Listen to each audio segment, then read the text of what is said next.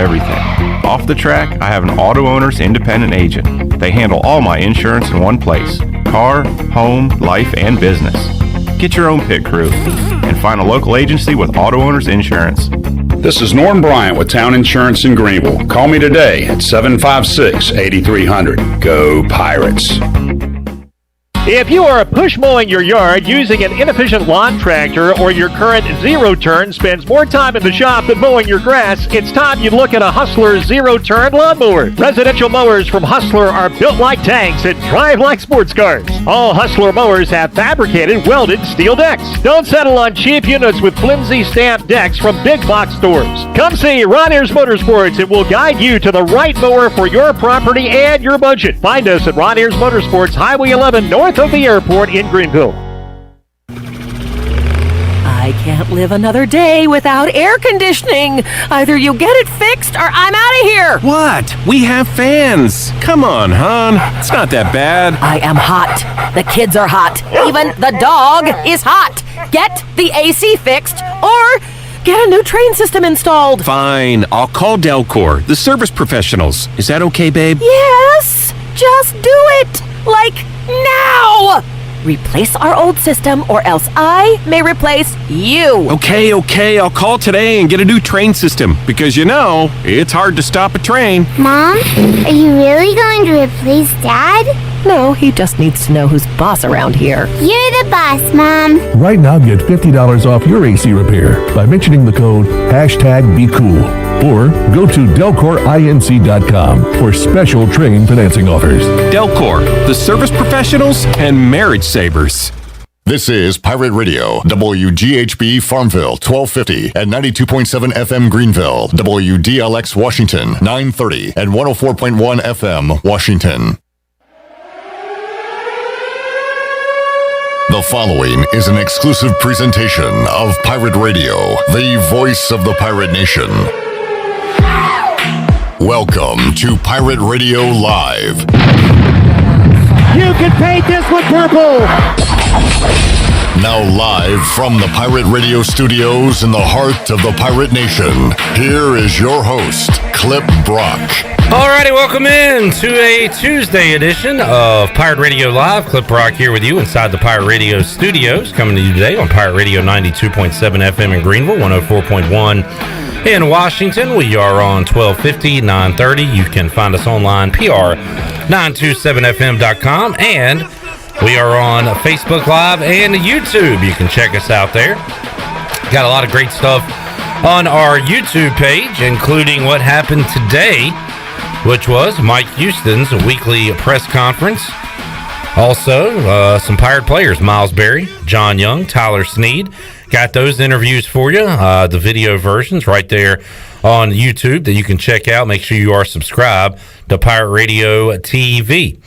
All right, we got a lot to get to on today's program as we get you ready for Saturday's contest between East Carolina and South Carolina. We'll hear from both camps today. You'll hear some Mike Houston comments, also some Shane Beamer comments. Coming up in about 20-25 minutes, we'll talk to Corey Miller. I first heard of Corey Miller as a Washington fan, I guess in the 90s. He was a defensive lineman for the New York Giants. I then later heard Corey Miller on Primetime with the Pac-Man with Mark Packer. He'd be a frequent guest on that show, talking football. We've talked to him here on Pirate Radio, and it's going to be great to get the Pastor of Pain, Corey Miller, back on the show. He's a South Carolina great, and he'll give his perspective on what happened week 1 with the Gamecocks against Eastern Illinois. I'll ask him, is he surprised about the line between the Pirates and the Gamecocks? We'll have an update on that spread coming up in just a little bit. But I can't wait to catch up with Corey Miller coming up in about 25 minutes or so.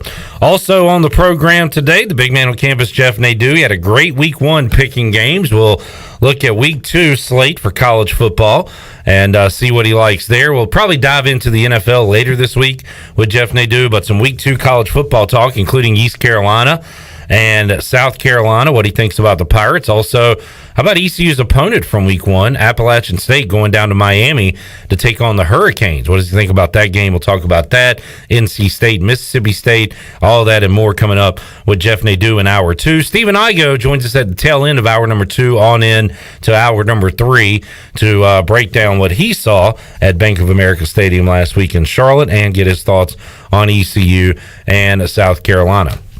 All right, Shirley Rhodes is here. Chandler Honeycutt's here. Intern Jalen has arrived. Intern Macon on the way out. Hello, folks. What's up, Clipper? Chandler, good to see you. Thanks for showing up to work. What? No problem. Thanks for showing up. You got our rundown ready to go today? No. Why not? I came in a little late. Where have you been? I've been visiting clients. You're lying. I swear. Show me the receipts. What receipts are you talking about? Show me the receipt. Tell me, write down the clients you saw, and I'm going to call them to make sure. AJ McMurphy's. All right, I know AJ personally. Okay. I'll call him. Anybody else? Nah. All right. You just spent your entire afternoon at AJ's? No, they opened at 2 o'clock. So. I was just joking. I have a rundown here on the sheet of paper. All right. So I guess I'll just, most like everything around here, I'll do it my damn self. How about that? Go ahead. But again, thank you for showing up. Yeah, no problem, dude.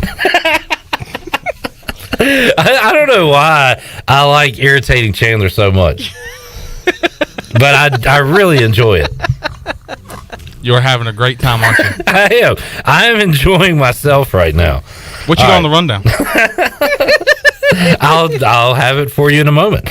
All right, so we got all that on the program today. I tell you what, let's start out with the line of the East Carolina South Carolina game, and this line opened, and I guess different sports books do it different ways, because the first one I saw had East Carolina as a slight underdog, I think a 2-point dog. Then I saw a line on Sunday that had East Carolina like a 4-point favorite. That's the one I saw. That's the one that Stephen Igoe mentioned. Yeah, and then on I guess yesterday, I saw it around East Carolina by 2, and now I'm looking for it right now, and I don't see it, but I will find it momentarily. It is just, it's interesting, and make sure you tune in to the Corey Miller interview, because he'll give his thoughts on South Carolina's 45-0 win. You just see the scores, you think, well, South Carolina should be a touchdown favorite, a 10-point favorite, a big favorite, but apparently Eastern Illinois is kind of bottom of the barrel. So that has something to do with why East Carolina is an actual favorite in this football game. And I do not see the line anywhere. So if you see it somewhere, screenshot it for me and let me know. And also, you would think that the spread would be different in South Carolina's favor, because their leading back should maybe be back this week for East Carolina. He led all of the SEC in rushing last year.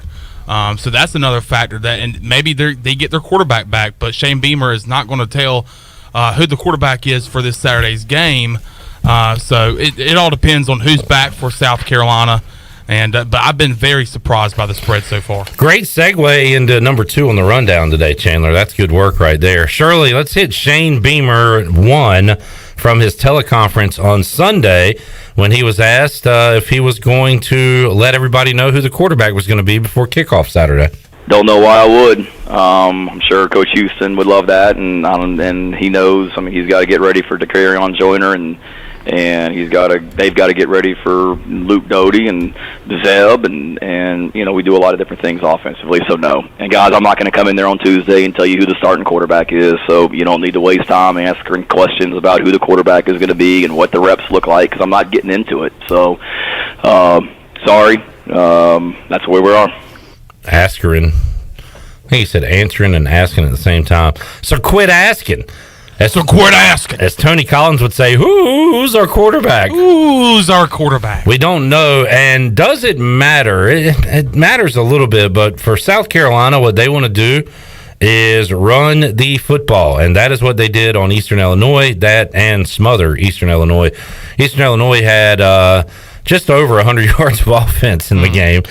But South Carolina did it by running the football. You saw that their quarterback had 4 touchdowns. Saquandre White had 126 yards rushing for South Carolina. I guess he's the guy behind their number 1 guy. Yeah, and throwing the football, Zeb Nolan's numbers, you see 4 touchdowns, you say, wow. But he only had, his yardage was not up 13 of 22 for 121 yards. Yeah. So the running back had more yardage than the quarterback had passing. 47 carries for South Carolina compared to 28 passes between 3 different players. And the Eastern Illinois side of things, they had 78 passing yards and 31 rushing yards. That is absolutely brutal. So they're really bad. East Carolina's going to be ready to bounce back. And I don't know. I'm leaning towards picking the Pirates to win this game coming up on Saturday. We'll make our predictions later. I had App State by a few points in game 1. I think I might flip it and take the Pirates here in week 2. So we will not know who that quarterback is going to be, I guess. So that was from a teleconference on Sunday. And Shane Beamer, much like Mike Houston, had a press conference today, and I have not seen or heard that yet. I wonder if anybody asked. You think somebody asked about the quarterback? Unless he said, quit asking. Yeah, if you're there, are you going to ask that question after he told you not to ask on Sunday? It was probably some outlaw, some rebel that decided to do it. All right, let's get an early look at Week 2 college football, and I got to tell you, it is not super sexy. Not a lot of headliners. In fact, the best game, if you go by rankings, would be a noon kickoff on Fox between Oregon and Ohio State. That's the game of the day. I always look at what I'll be able to watch after the 5th quarter once I get home, and it's kind of slim pickings. You got Texas, Arkansas at 7 o'clock on ESPN, a future SEC matchup. The game I'm most interested in is Appalachian State, Miami, which is 7 o'clock on ESPNU on Saturday night. Utah, BYU, good matchup at 10:15 on ESPN. Outside of that, you got NC State, Mississippi State coming up on Saturday night. AAC-wise, Air Force, Navy. Boy, Navy looked really bad in their loss to Marshall, so they try to bounce back against Air Force. But yeah, kind of a ho-hum Week 2 slate. Tulsa, Oklahoma State, that one looked good before Tulsa lost to an FCS team. So I don't know, just not infatuated with this Week 2 slate. Yeah, but I really am excited to see what Appalachian State can do on the road against Miami, who got throttled by Bryce Young and the Alabama Crimson Tide on Saturday, and I think Alabama's going to be really good. But really ready to see how legit this. And we know they're good, they're great, they're experienced, they're a senior-led team.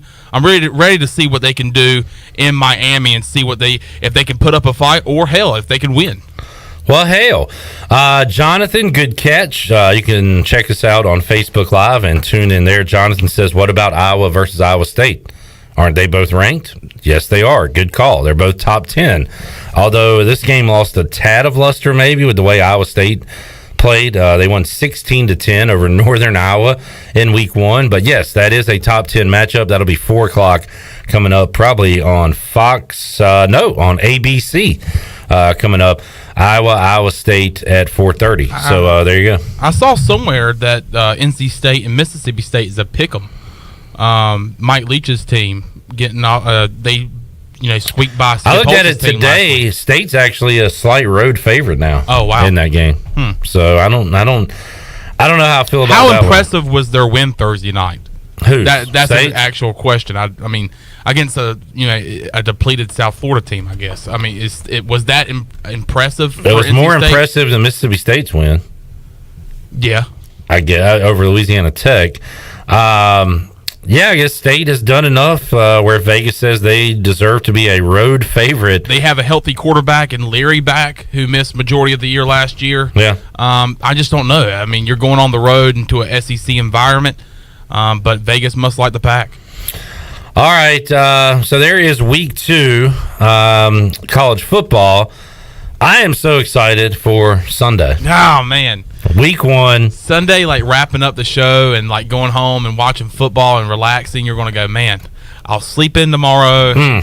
And about 12:30, I'll head out to somewhere and settle down into my bar seat, bar stool. And I want to watch get football. up and see all the pregame shows too. Yeah, Fox NFL Sunday, the CBS. Like I want to NFL Sunday on consume it CBS. all. I want everything I can get before things kick off 1 o'clock. Because once they kick off, that's when bad things start to happen. Do you wake up early enough for the Sunday NFL countdown? I usually like to get up for that and watch Boomer and watch those guys on NFL Sunday countdown. I think it's Randy Moss. Randy Moss. I don't know. I don't watch a lot of those shows now. I watch the Barstool content with Stu Feiner. Like that's really my go-to on Sundays now. If I had to pick one, I don't know. I kind of like the CBS guys for some reason. What about the panel on Fox? Man, Terry Bradshaw, Michael Strahan. Little too hokey dokey for me. Hokey dokey. I don't know what that even means. But I like do the hokey dokey and Cower, Esiason. Is Phil Simms still there? I hate Phil Simms. For CBS? Yeah. I think I go CBS over Fox. ESPN is fine. Really, I'll turn it to ESPN too if they still have the the fantasy football pregame show. I don't usually venture over to NFL Network pregame. I don't either. What's your favorite pregame out there, folks? Do you even, with so much stuff online now, it's becoming a kind of a dinosaur, right? There's so many other things to look at. Well, I prefer the Fox one. Fox and CBS take you up to kickoff, 12-1, and then the ESPN Sunday NFL Countdown, I think they go to like 12 o'clock. But they do a lot of on-site, on-location interviews with the team's ESPN reporters. For example, David Newton for the Panthers might be on the field giving insight. That's what I like about ESPN. But they also do the same thing on CBS and NFL or on Fox, which is not as much. But I've grown up watching the Fox. The Fox broadcast, but that's where the Panthers play their games. And now aren't they switching that too? Where my whole life, well, not my whole life, because it used to be CBS was NFC and NBC was AFC, and then they made the switch to Fox was NFC and CBS was AFC. And now I don't even think it matters. Like they just cross over or whatever now. Panthers play at least 3 or 4 a year on CBS. Yeah, so I don't. It's kind of all changing. All right, so NFL Week 1, you've got the Sam Darnold revenge game in Carolina, which is the game everybody's talking about, and by everyone I mean no one. By everyone you mean me. There's Tony Dunn. Awesome Week 1 matchups, Chandler, and I love. There's very few division matchups. Now the NFL made the move a few years ago to guarantee Week 17, which is now Week 18. We'll have all teams play against their division. Well, now it looks like they've just kind of pushed all those division games back because you've only got a select few. The Dolphins play the Patriots, which is an AFC matchup. The Jaguars play the Texans, AFC South. AFC East was that first one. And let's see, outside of that, it's non-division matchups, and a lot of the matchups are AFC versus NFC, and we don't get to see these a lot, once every 4 years. So you get Washington Chargers, which I think is an interesting matchup. Seahawks Colts will be a good game. Jets Panthers is one of those. But how about, I think the funnest game maybe on the docket, maybe not the best game, but the funnest game, Cardinals Titans. Total in that game is 52. And you've got the Cardinals with Murray and their wide open offense, and the Titans adding Julio to already an explosive offense. I see Tennessee as a 3-point favorite in that game. That is a really fun game. I like the AFC, NFC. You've also got the playoff rematch between the Browns and the Chiefs. That'll be a fun game coming up in the 4 o'clock window. And I like the matchups this week. Yeah.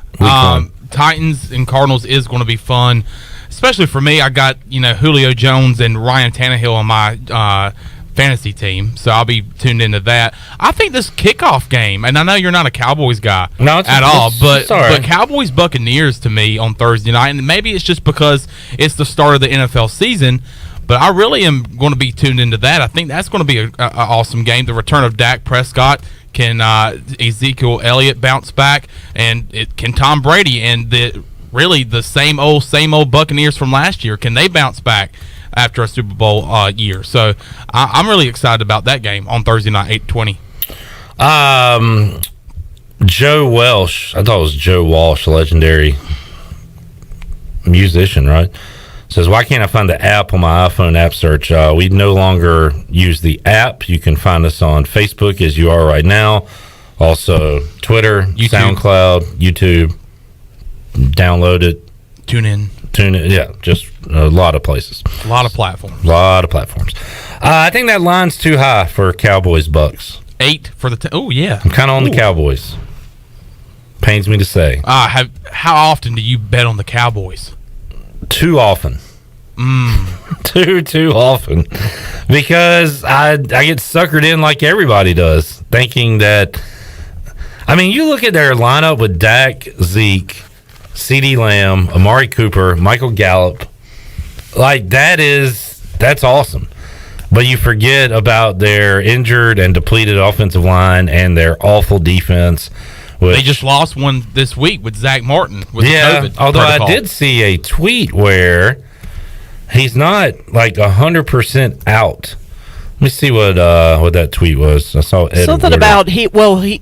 If I read it correctly, he's vaccinated, so he doesn't have to sit out as much time. And they're trying to pull a Saban from last year, where he can test that of it. It says Cowboys Executive Vice President Stephen Jones, Jerry's boy, said the team feels really good with how Zach Martin feels. Playing Thursday is still not out of the question. We haven't rolled him out totally. I'm assuming that means ruled. Says team would fly him to Tampa on Thursday if Martin can test negative twice while asymptomatic. So, yeah, I thought he was a done deal not to play on Thursday night, but apparently he's still got a shot. All right, let's wrap up the rundown with let's just take a breath and, thank you, Chandler. And just take a quick look at the MLB standings. Labor Day is come and gone, so it's time to get serious. I know you don't want to do that, but the Rays have a commanding 8.5 game lead. I really am in football mode. 8.5 game lead over the Yankees, 9-game lead over the Boston Red Sox. The White Sox, of course, still dominating the Central. The Astros in control of the West. So all those races appear to be over right now. Wild card wise, you've got the Yankees, the Red Sox, Igoe's Mariners still in the mix there. The Blue Jays now 3 games back, along with the Mariners of the Red Sox for that second wild card spot. In the NL, things have really tightened up in the East. Braves just 1.5 games up on Philadelphia, who has won 8 out of 10. The Mets have won 7 out of 10, but they lost yesterday, and they are 4 back of Atlanta. The Brewers are going to win the Central. The Giants, 1-game lead over the Dodgers. Padres are way back in the NL West. Looking at the wild card, the Dodgers and the Padres are your wild cards right now. The Reds, Phillies, Cardinals, and maybe Mets still have a shot at that second wild card spot. There is a look at your MLB standings as we sit here on Tuesday, September the 7th. All right, let's take a timeout. When we return, you're going to really enjoy the chat with Corey Miller, former South Carolina great, New York Giant, the father of Christian Miller, Alabama to Carolina Panthers. And now is cut. And now is on the Steelers practice squad. Oh, really? Yeah. But he will give his thoughts on South Carolina's Week 1 win and also his thoughts on ECU and South Carolina coming up this Saturday, noon at Dowdy-Ficklin Stadium. We'll take a timeout, come back, and have more for you on Pirate Radio Live. Corey Miller joins us after this.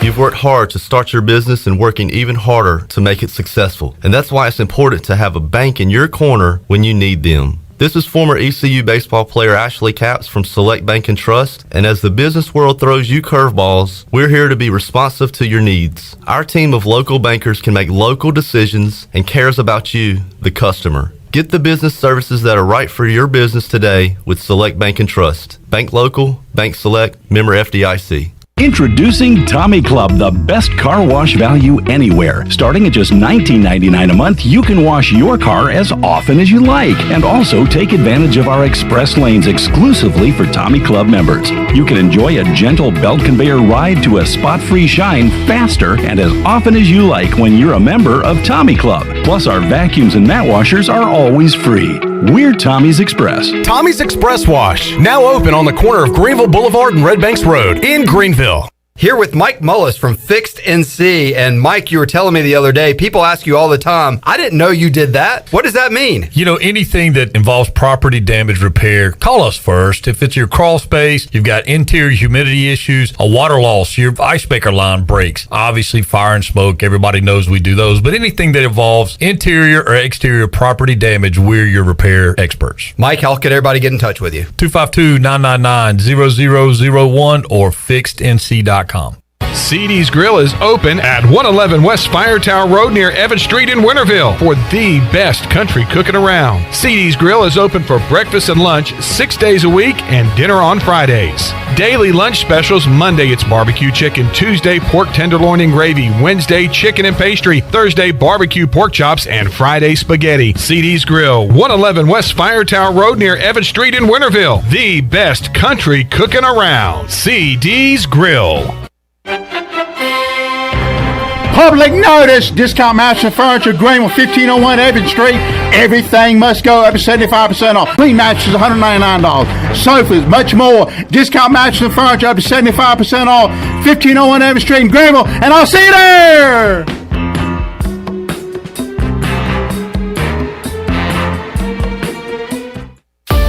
Hey Pirates, this is Holt Nailers. A big part of my success on the field is what I eat at home. To keep my body filled up, I order meals off a Clean Eats meal plan. I choose the meals I want from 6 different meals offered each week, and I pick them up on Sunday or Monday at the cafe on Red Banks Road. Each meal is packed with the perfect mix of healthy proteins, carbs, and veggies to keep my engine running at full speed. Go to cleaneats.com, click on meal plans, or stop by the cafe and get all the info. Clean Eats and the Pirates, a winning combination.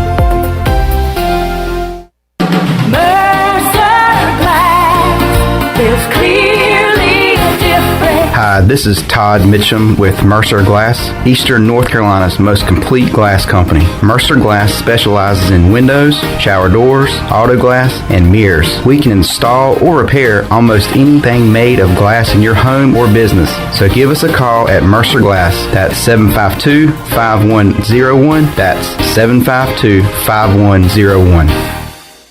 At Jimmy John's, we don't make sandwiches. We make the sandwich of sandwiches. We use fresh veggies because we don't hate salads. We just feel bad for them. We make our sandwiches exactly how you want because you're the one who's eating it.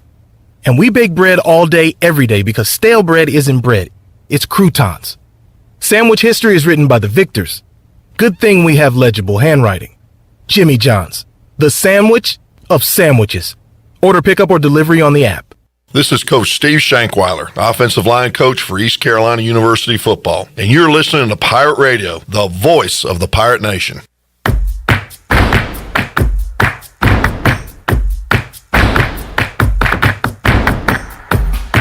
You're listening to Hour 1 of Pirate Radio Live. This hour is brought to you by University PC Care, your local tech support experts for all your personal and business needs. Visit universitypccare.com to learn more today. Now, back to the show. Welcome back. You've worked hard to start your business and are working even harder to make it successful, and that's why it's important to have a bank in your corner when you need them. As the business world throws you curveballs, Select Bank and Trust is here to be responsive to your needs. Select Bank's team of local bankers can make local decisions and cares about you, the customer. Get the business services that are right for your business today with Select Bank and Trust. Bank local, bank select. Now let's head back into PRL. Here's Clip Ron. Alrighty, back with you on Pirate Radio Live here on a Tuesday. Just saw a tweet about, I guess, Paul Pierce is leaving ESPN. No longer with ESPN. I think he was fired. Oh yeah, he did some kind of like video that snuck out where he was with some scantily clad women, maybe some entertainers. But anyway, he had a great tweet or a great quote in a Sports Illustrated article. I guess he said, quote, "I was done with them anyway. It wasn't a great fit. There's a lot of stuff over there that you can't say, and you have to talk about LeBron all the time," end quote. Oh my gosh. Which is like, well, yeah, that's absolutely true. And we heard somebody on the inside say it, and they do compare, like any story, like Jets and Panthers coming up this Sunday. How many catches would LeBron have if he was playing in this game? ESPN poll. Browns and Chiefs. Man, could you imagine if the Akron guy, LeBron James, played for the hometown team, Browns? How many catches and touchdowns would he have? We'll have a halftime interview with Colts legend Edgerrin James. And speaking of James, LeBron James and the Lakers open up their season in 4 months against the Houston Rockets on ESPN. So, yeah, I think Paul Pierce is absolutely correct on that. All right, let's talk some Pirates football and some Gamecocks football as ECU will take on South Carolina coming up Saturday noon at Dowdy-Ficklin Stadium. And fired up to talk to Corey Miller on the Fixed NC live line. Get him back here on Pirate Radio. Corey, thank you for a few minutes of your time. How you doing today?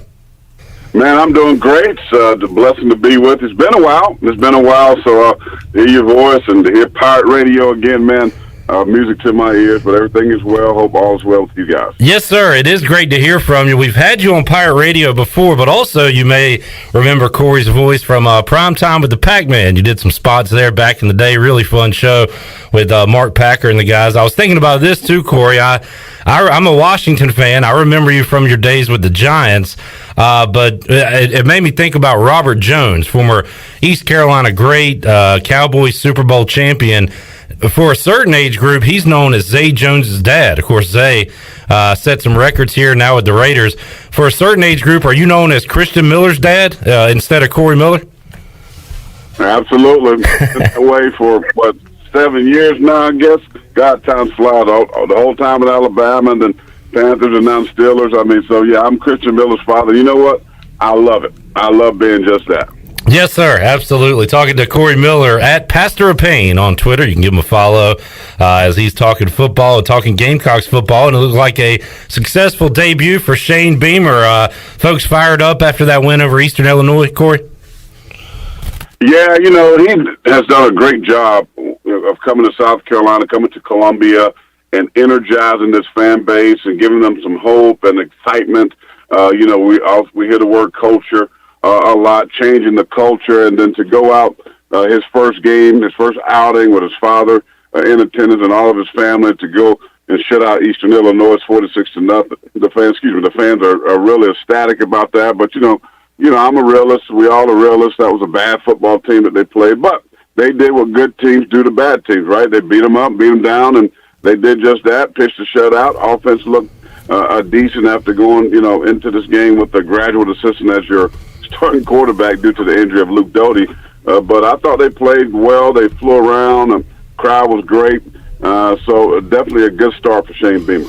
And Shane Beamer, not going to say who's going to be the starter this week. He said earlier this week during a teleconference, Corey, and he's not going to tip his hand there for Mike Houston to know who will be starting at QB. But heck, after last week with the grad assistant you talked about playing with Zeb Nolan, looks like you got some pretty good options there if Doty is healthy or even if he's not.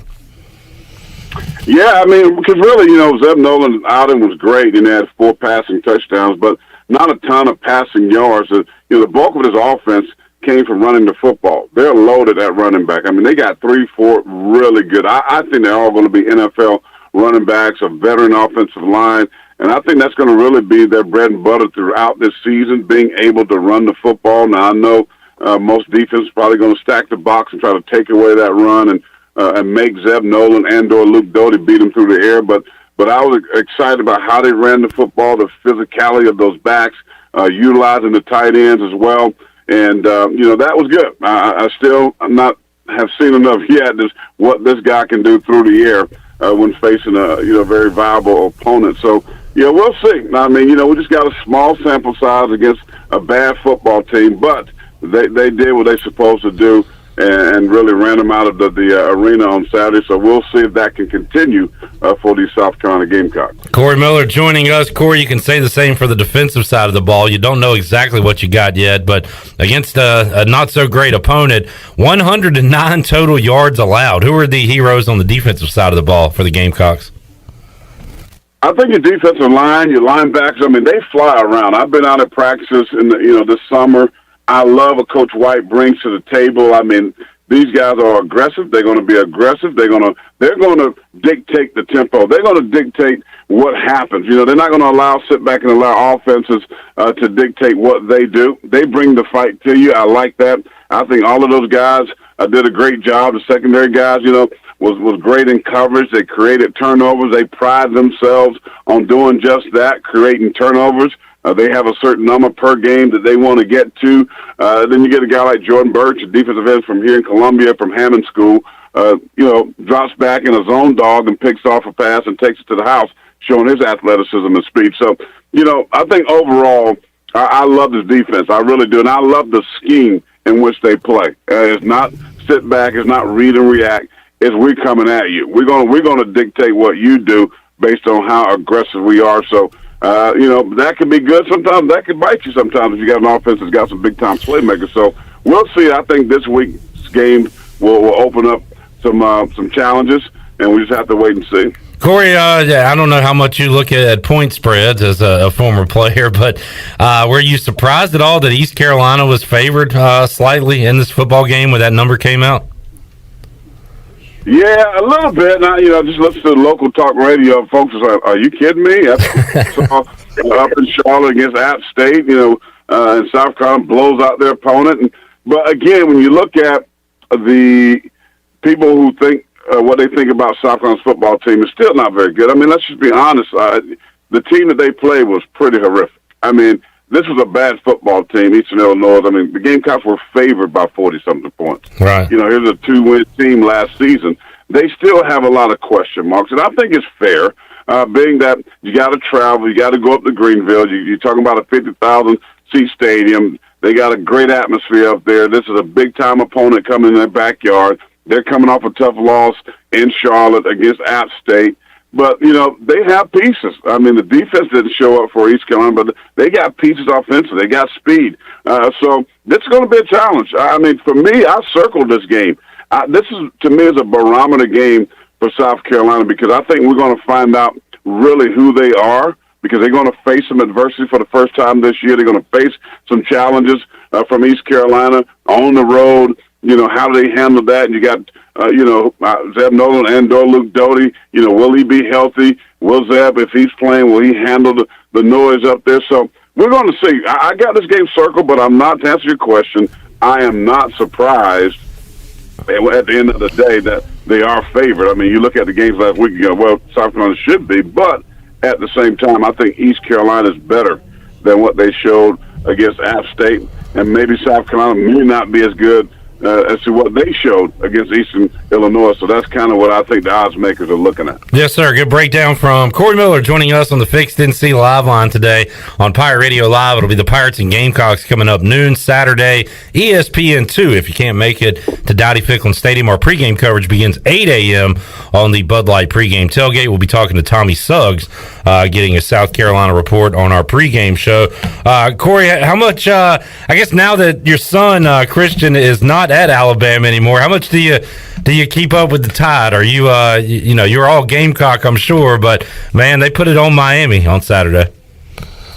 Well, I'm always going to be a Gamecock, even while Christian was there. My heart is always, and I like to call it the real Carolina, not the powder blue Carolina, but I'm still a fan. I always will be a fan of Alabama. I mean, as a former player, who played a lot of years of football, I've never understood the fan experience until my son went to college and I had to become a fan.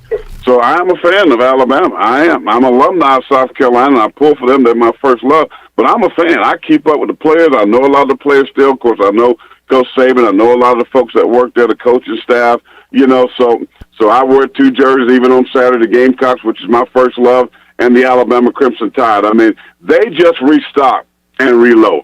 They're the only team in America that can lose 4 first-rounders, a Heisman Trophy winner. I mean, the offensive line won an award. You got the best wide receiver. You got the best running back. You got coaches of the year. They got 2 new coordinators. Matter of fact, 2 NFL head coaches that's on the staff. I mean, but they just restock and reload. And so what I saw against Miami and Atlanta on Saturday, I was not surprised. And a lot of people, every year they go, man, they lost this, they lost that, and they lost the third. But Alabama is Alabama, and as long as that guy, Nick Saban, pops up in that parking space right in front of the facilities every morning with that nice S600 Mercedes-Benz that says Nick Saban, and he walks in that facility, they're going to be tough to deal with. I mean, just think about how hard that is, right? I mean, you lose players like that every single year. I mean, 10, 11 NFL guys.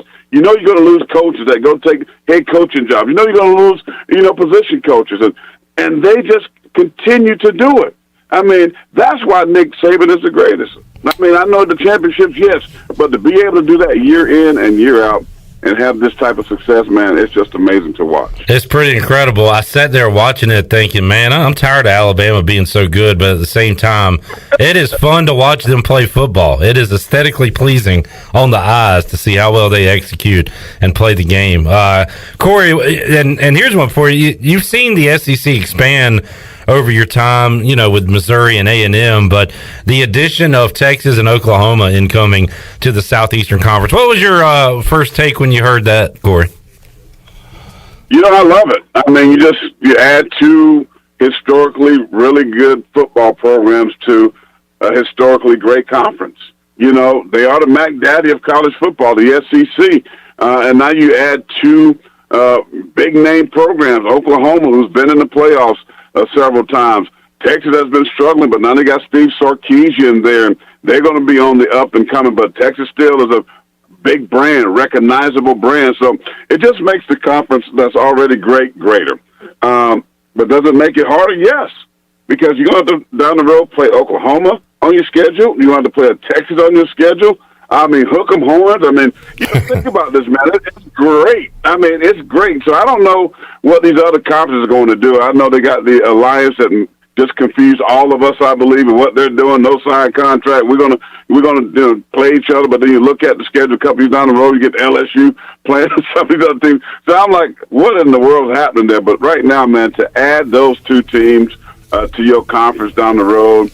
We know what it's about at the end of the day. It's the Benjamins. Right? Yeah. So it just brings more Benjamins, more TV rights, more TV coverages, more money to the SEC, and they just continue, I should say, just to get stronger. Corey Miller joining us at Pastor of Pain on Twitter. Corey, while I got you here, let me ask you a few NFL questions, and let's not talk about what the record was or how ugly it was. The Washington football team were NFC East champions last year, Corey Miller.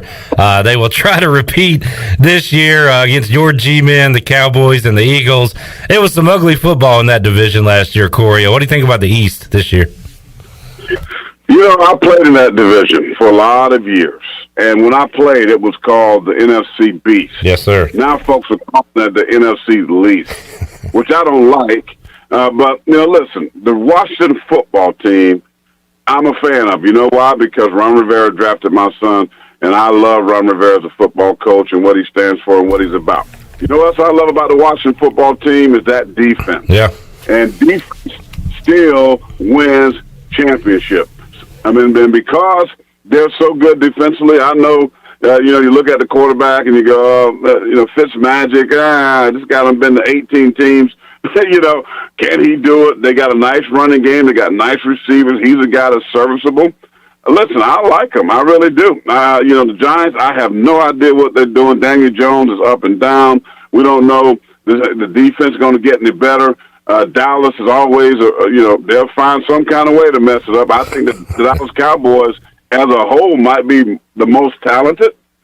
As Dak comes back and Zeke, lost weight, he's trying to look good. If the defense can play better, get rid of Mike Nolan, and they're doing something different defensively, which I think if they can get better, they're going to be tough to beat. But I'm going to stick with the football team. Your team, buddy. Yes, sir. Football team. That's what I like to hear. Although I don't like all these people picking them now, they're definitely going to screw it up somehow. But we'll see. They got speaking of Bama, they loaded with Bama boys. Yes, sir. I love Deron Payne and Allen and all those guys. Corey Miller joining us. Corey, the NFL is designed for the worst teams to get better in a hurry.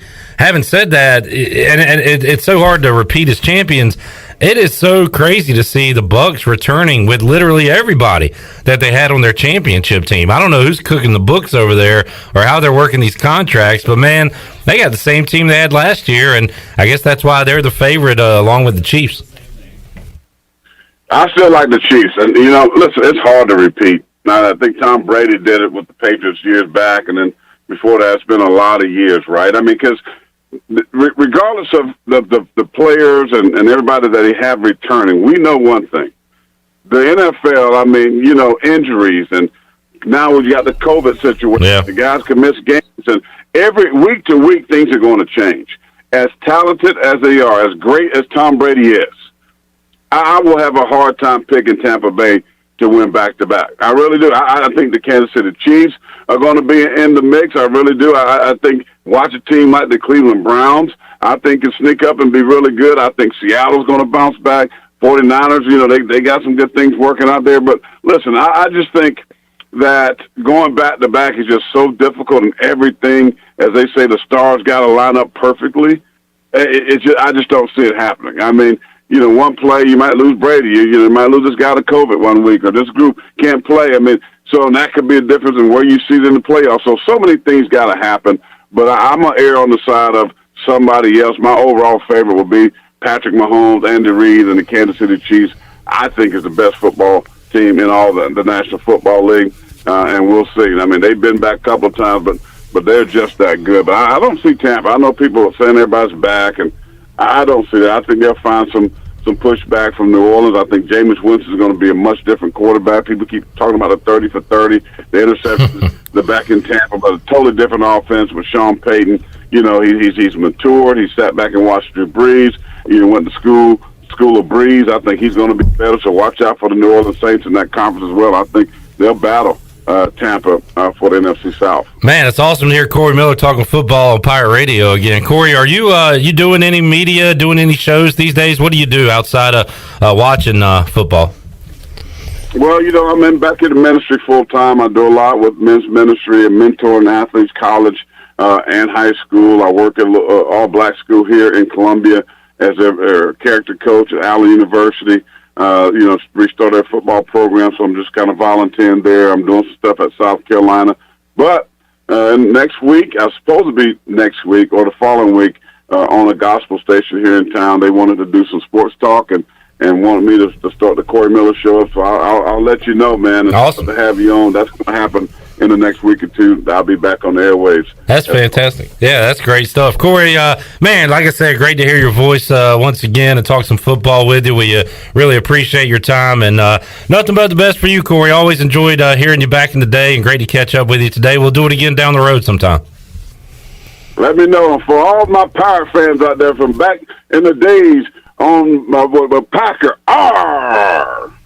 What a way to wrap it up with Corey Miller giving us the ARG there. And that talk there made me miss Primetime with the Pac-Man. Probably one of my, I don't know, maybe the favorite non-Pirate Radio, non-in-house show that we've ever had here on Pirate Radio with Cornbread Maxwell and all the other great players and really great sound bites that Mark Packer would line up day in, day out to have on his show. The Southern Fried Football Tour, that was a lot of fun. And during football season, it didn't get any better than Primetime with the Pac-Man. Would also had a bit about how bad the Bobcats were back in the day. And now the Hornets are a little better. But, man, that was great catching up with Corey Miller there. And he said he was surprised at the line from ECU and Eastern Illinois, but reiterated time and time again just how bad South Carolina's Week 1 opponent is. So we still don't fully know what South Carolina is so far through this 2021 season. And he called it a barometer game, a kind of a measuring stick game for Shane Beamer in year one there at South Carolina when they take on the Pirates coming up this Saturday. All right, let's get a break in. We will come back when we return. We will wrap up hour number one of the program. We got some funny audio to get to. We have some Mike Houston serious audio to get to, but there was a lot going on around the press conference and interviews today. If you've seen our Fernando Fry video we've posted on social media, you know what I'm talking about. You know what I'm talking about. And if you've watched the Mike Houston press conference in its entirety, you also know what I'm talking about. Malcolm Gray telling people to be quiet during the press conference. Be quiet, please. Thank you. We got that too. Thank you, Shirley. Now, anytime somebody's talking and I'm ready for them to shut up, I can just hit. Be quiet, please. Thank you. I have a feeling I'm going to utilize that a lot in the fifth quarter. Can you be quiet, please? Thank you. Bring your sissy purple shirt over here. Be quiet, please. Thank you. What? I love how he's being polite about it, too. Thank you. Thank you. What did that piece of audio come from? Well, we'll find out in a little later on today's show, as it was during Mike Houston's press conference. We got that. We got Jeff Charles yelling out wrestlers' names during interviews and more on the way on Pirate Radio Live. Fun Tuesday show rolls on after this. Ric Flair.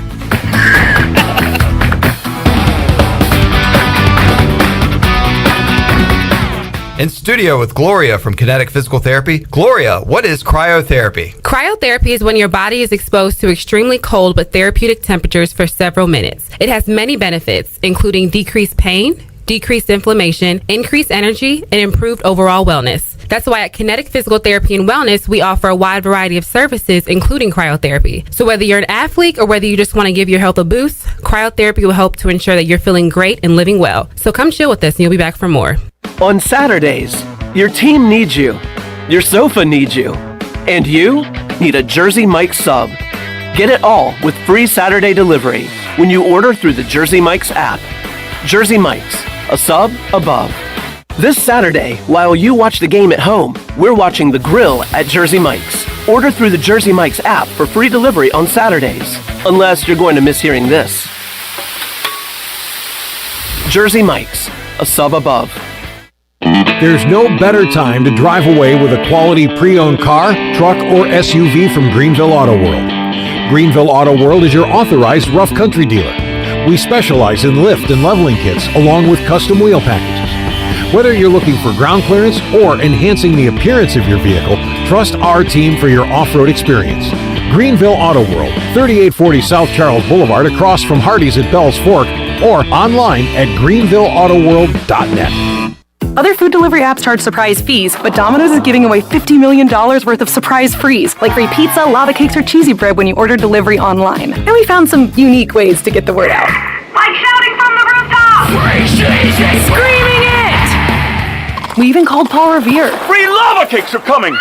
Order delivery online and you could get a surprise free from Domino's. No purchase necessary. Open U.S. residents 13 and up through 11/21/21. Odds of winning are 1 in 14. See rules at surprisefrees.domino's.com for free entry, blackout dates, restrictions, and details.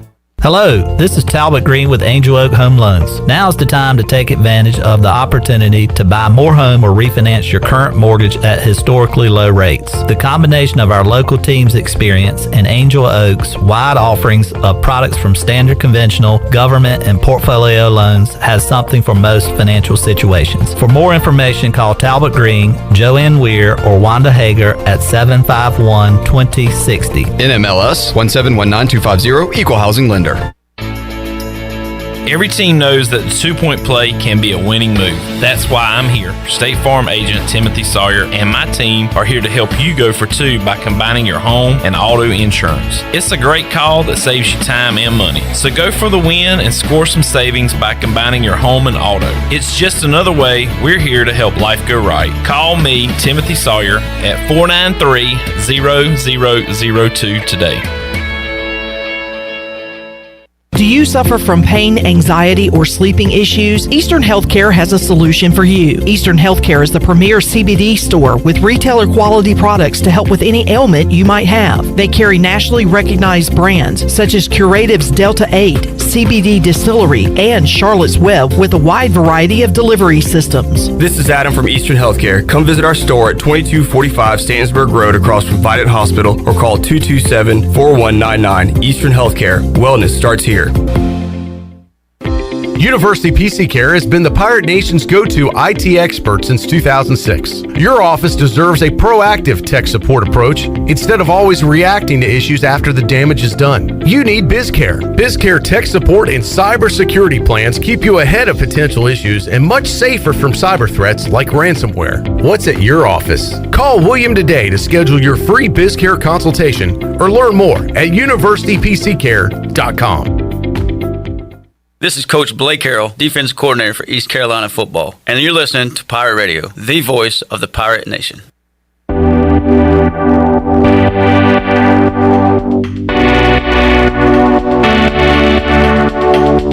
You're listening to Hour 1 of Pirate Radio Live. This hour is brought to you by University PC Care, your local tech support experts for all your personal and business needs. Visit universitypccare.com to learn more today. Now, back to the show. Welcome back. Are you in outside sales and looking for an opportunity to increase your earning potential? CopyPro has been in Eastern North Carolina for over 45 years and continues to grow each year. And they are in need of more sales professionals with a desire to potentially make a six-figure income. Do you have what it takes? Visit copypro.net today to submit your resume and to learn more. Now let's head back in to Pirate Radio Live. Here's your host, Clip Rock. All right, back with you on a Tuesday edition of Pirate Radio Live. We got to wrap up this hour with something. Might as well just hit it right now. I wanted to wait till Igoe was here since he was a part of it, but I can't. We got to get this out there. We can always play it again, right? Oh, we're going to play it a lot. We got so much. We got to play Malcolm Gray telling people to be quiet. We got to play that over. Be quiet, please. Thank you. We had that from the press conference today, but also this, as all of this is available. We got comments from Miles Berry, John Young, Tyler Snead, and also Fernando Fry. That video is available for you at our social media sites, and you can watch it in its entirety on YouTube. But I was going to say, Clip, as we came back to break, as Shirley was doing the live read, we should have just started naming random like former Pirates or like wrestlers or something like that, and see if she can stay the course. Earthquake. All right, so this is Fernando Fry. With the media scrum, and I guess there is something going on a few feet away, maybe a video or something you'll see ECU related that Jeff Charles was doing. Should we ask Jeff about this tomorrow? Yes, we absolutely need to ask him. Oh, well, boy. Brian Meador wanted me to do a bit, and I was not aware that Fernando Fry and the media were behind me. So I just started yelling out Ric Flair. All right, let's hear it. This is Fernando Fry's interview earlier today. I believe Stephen Igoe asking the first question. Here we go. Doing good, man. Fernando, when you guys rewatched the app game, kind of what were the big takeaways for the offense? Ric Flair! I think we left a lot out there. All right, we got to start over. The timing of the question being done and then that moment of silence before Fernando Fry talks as Jeff Charles yelling out, Ric Flair! Woo! And Fernando keeps going. Yeah, that's the thing. That's the thing that's most impressive. Like a good offensive lineman. Right. You focus on your task. Yep. Yes. And the snap, you don't false start, you focus on the technique. Pay attention to the shifts for the defensive line. Oh, man. All right, let's hit it again from the top. Okay. Fernando, when you guys rewatched the app game, kind of what were the big takeaways for the offense? Ric Flair! I think we left a lot out there. There's a lot of corrections that need to be made. I think what it came down to is that we need all 11 to be on the same page, and we had too many mistakes on our part that really was a downfall for us on that State game. When you talking to Coach Houston, he mentioned, I guess, the blitz pickups. It was kind of one guy here or there. It wasn't like the same guy every time. So how, like you kind of mentioned there, but how important is it to have those small mistakes wiped out? Ric Flair! Oh my God! It's huge. Ric Flair! When one person messes up, anywhere on the field, it causes a chain reaction. I think they should do this in practice now when the offensive line is practicing, don't jump, don't false start. Just have instead of crowd noise like you have Holton over there taking like signals from the side. 88, Ric Flair, Ric Flair, Cody Rhodes, Ric Flair, Dusty Rhodes, Roddy Piper. It's still happening in the background. My 10 other teammates. How well do you feel like East Carolina matches up with? And now a Mark Lindsay question with Jeff Charles naming wrestlers in the background. We just got to come out and play our game and do our things fundamentally. And let's see if there's one more. I think we can go toe to toe with anybody. Is there any extra motivation playing an SEC team, or you just ignore that? I think holy crap! That's number 4. We just need to keep developing. One of the greatest all-time interviews. And I like how it goes down though. He started off with Ric Flair, then he went Ric Flair, Ric Flair, Ric Flair, Ric Flair. They're like bring it down a notch, voice. Hold on, let me see. How important is, I guess, practice this week? Like you mentioned, get on the same page. It kind of they told him to go back up. Kind of going back in the right direction. Not even goal off. So there's going to be mistakes. Rest in What peace. we have to do this week, and what's important about this week, and is important about every week and every practice, is that we got to go back, review those mistakes, and correct them. And Fernando Fry is still going. The consummate professional. Awesome You stuff. guys got off to a fast start against Appalachian State. Did you get the sense that it was a very winnable game? Do we get another at that point? Please. Yes, I think any game we walk into is winnable. How, with Avery, how do you think he did first time playing center? I mean, I know you've obviously got a lot of experience there, just from what you could tell when you were in the game or out of the game. I thought he did a very good job communicating. He's very athletic for a big guy. Thinking they might have been done by this point. Here's the question: where was Malcolm Gray? Can we get some Malcolm? Malcolm, can you tell these guys to shut up, please? Oh yeah, sure. Can you be quiet, please? Thank you. What a day of interviews over at the Town Bank Tower. This is why the tower was built, people.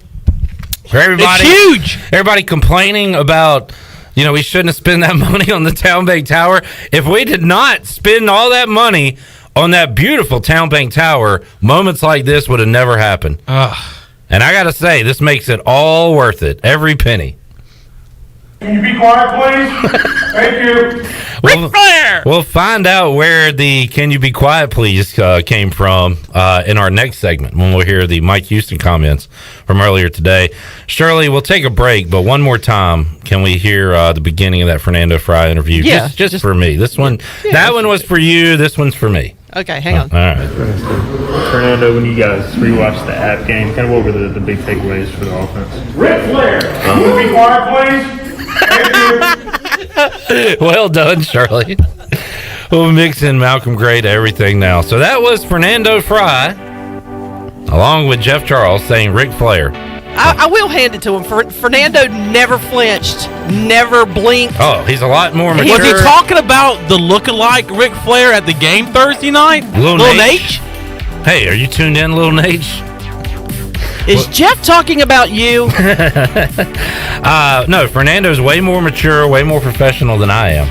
If I was there, Glenn was there, Igoe was there, we'll get their thoughts on it, but I would have absolutely lost it. Oh, I would have lost it completely. I would have said, Fernando, what's your take on Ric Flair? Was that him in that picture on that plane? and is Jeff's impersonation of the Woo accurate? Glenn, what was it like? I got to tell you, that was one of the more interesting environments I've ever been in. Both Igoe and I looked over towards Meador as this was happening, and we've all got face masks on, so you really can't mouth something at somebody. So it's you're trying to do these things with body language. So I'm trying to give hand signals, what's the deal? Can we not do this right now? We're trying to do something. Without saying that, but the voice was in the zone, baby, and he was not stopping. Oh, and neither was Fernando Fry. No, Fernando is calm under pressure. It was like a staring contest. Nobody wanted to. Nobody flinched. Chicken fight. No. Game of chicken, whatever. chicken fight would be in the water. A game of chicken would be the cars Going at towards each other. Yes. We had a game of chicken going on. Ric Flair. Woo! Good stuff. All right, let's take a time out. We'll come back. Thank you. We'll hear from Mike Houston. We'll find out why Malcolm Gray said that. Also, a random yo from Brian Bailey, I believe, mixed in there too. We'll hear that. What a weird day it was, and a wild show we have on Pirate Radio Live. More to go after this.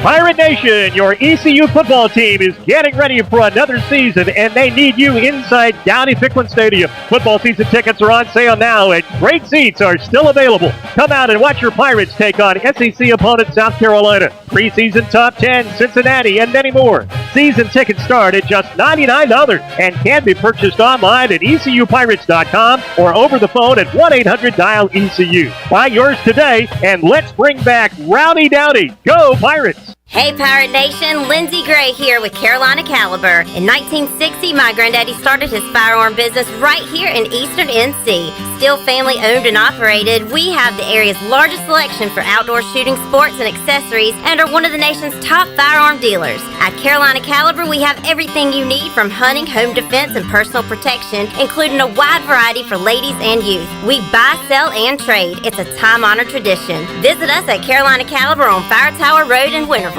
Your power's out. There's a water leak. What do you do? For these and other utility-related emergencies, you need service, and you want it fast. There are two things you can do to get the quickest response if you're a GUC customer. First, you can call the hotline at 1-855-767-2482 and report any utility-related emergency. That number is also on GUC.com. Or second, you can give GUC your phone number. The hotline process is quickest when their account records have your current phone number. Service you can count on. Greenville Utilities. There are times in our lives when we feel like we have hit rock bottom with nowhere to go, but that is actually when God is closest to us and building us into who we are meant to be. Hi, I'm Holt Nailers, and that's how Built When Broken was formed. BuiltWhenBroken.com is an apparel brand to remind people not only where they've come from, but also where they are going. Visit BuiltWhenBroken.com to get the latest BWB apparel, t-shirts, hoodies, hats, and more. BuiltWhenBroken.com, apparel for our walk through life. Hello, Pirate Nation. This is Bram Anderson from Tiebreakers, and we are excited to announce that we will be opening our second location in Winterville soon. Right now, our growing company is hiring team members for all positions for both locations. We need managers, bartenders, servers, cooks, and dishwashers. If you're looking for an opportunity to be on a fun and exciting restaurant team, then come see us today. Apply in person at Tiebreakers at Bells Fork. Check us out at tiebreakersnc.com. The convenience of Pitt Greenville Airport is waiting just outside your front door. Service is back, so you're connected to destinations worldwide through flights from American Airlines. Plan your next trip. Book your flights today at flypgv.com or aa.com. Are you starting to plan your holiday travel for this year? Book today on American Airlines at PGV and enjoy the friendly convenience of flying from your local airport. American Airlines and PGV. Book today at aa.com. PGV, where the pirates fly. The Rick House, Eastern North Carolina's premier American-style restaurant and bourbon bar, has great specials throughout the week, like $10 Tuesdays. Get 8 traditional wings and a draft beer for just $10. Wednesday night is date night, 2 salads, an appetizer, a bottle of wine, 2 entrees, and a dessert for just $55. Friday is smokehouse night with the best ribs and brisket around. Saturday is Italian night, featuring all of our made-from-scratch pastas along with 2 glasses of wine. And on Sunday is the legendary brunch from 10 to 2. The Rick House, 710 Red Banks Road beside the bowling alley in Greenville. Ahoy there, mateys! It's Captain Jack Spare of R&R Tire Express, your local tire and wheel shop in Greenville, offering affordable, easy payment options for easy ownership, savvy? Our customers love our treasure of tires and wheels, easy payment options, and customer care package, too. To learn more about R&R, stop by 3920 US 264 or rnrtires.com. This is Pirate Radio, WGHB Farmville, W224EI Greenville, WDLX Washington, and W281CH Washington.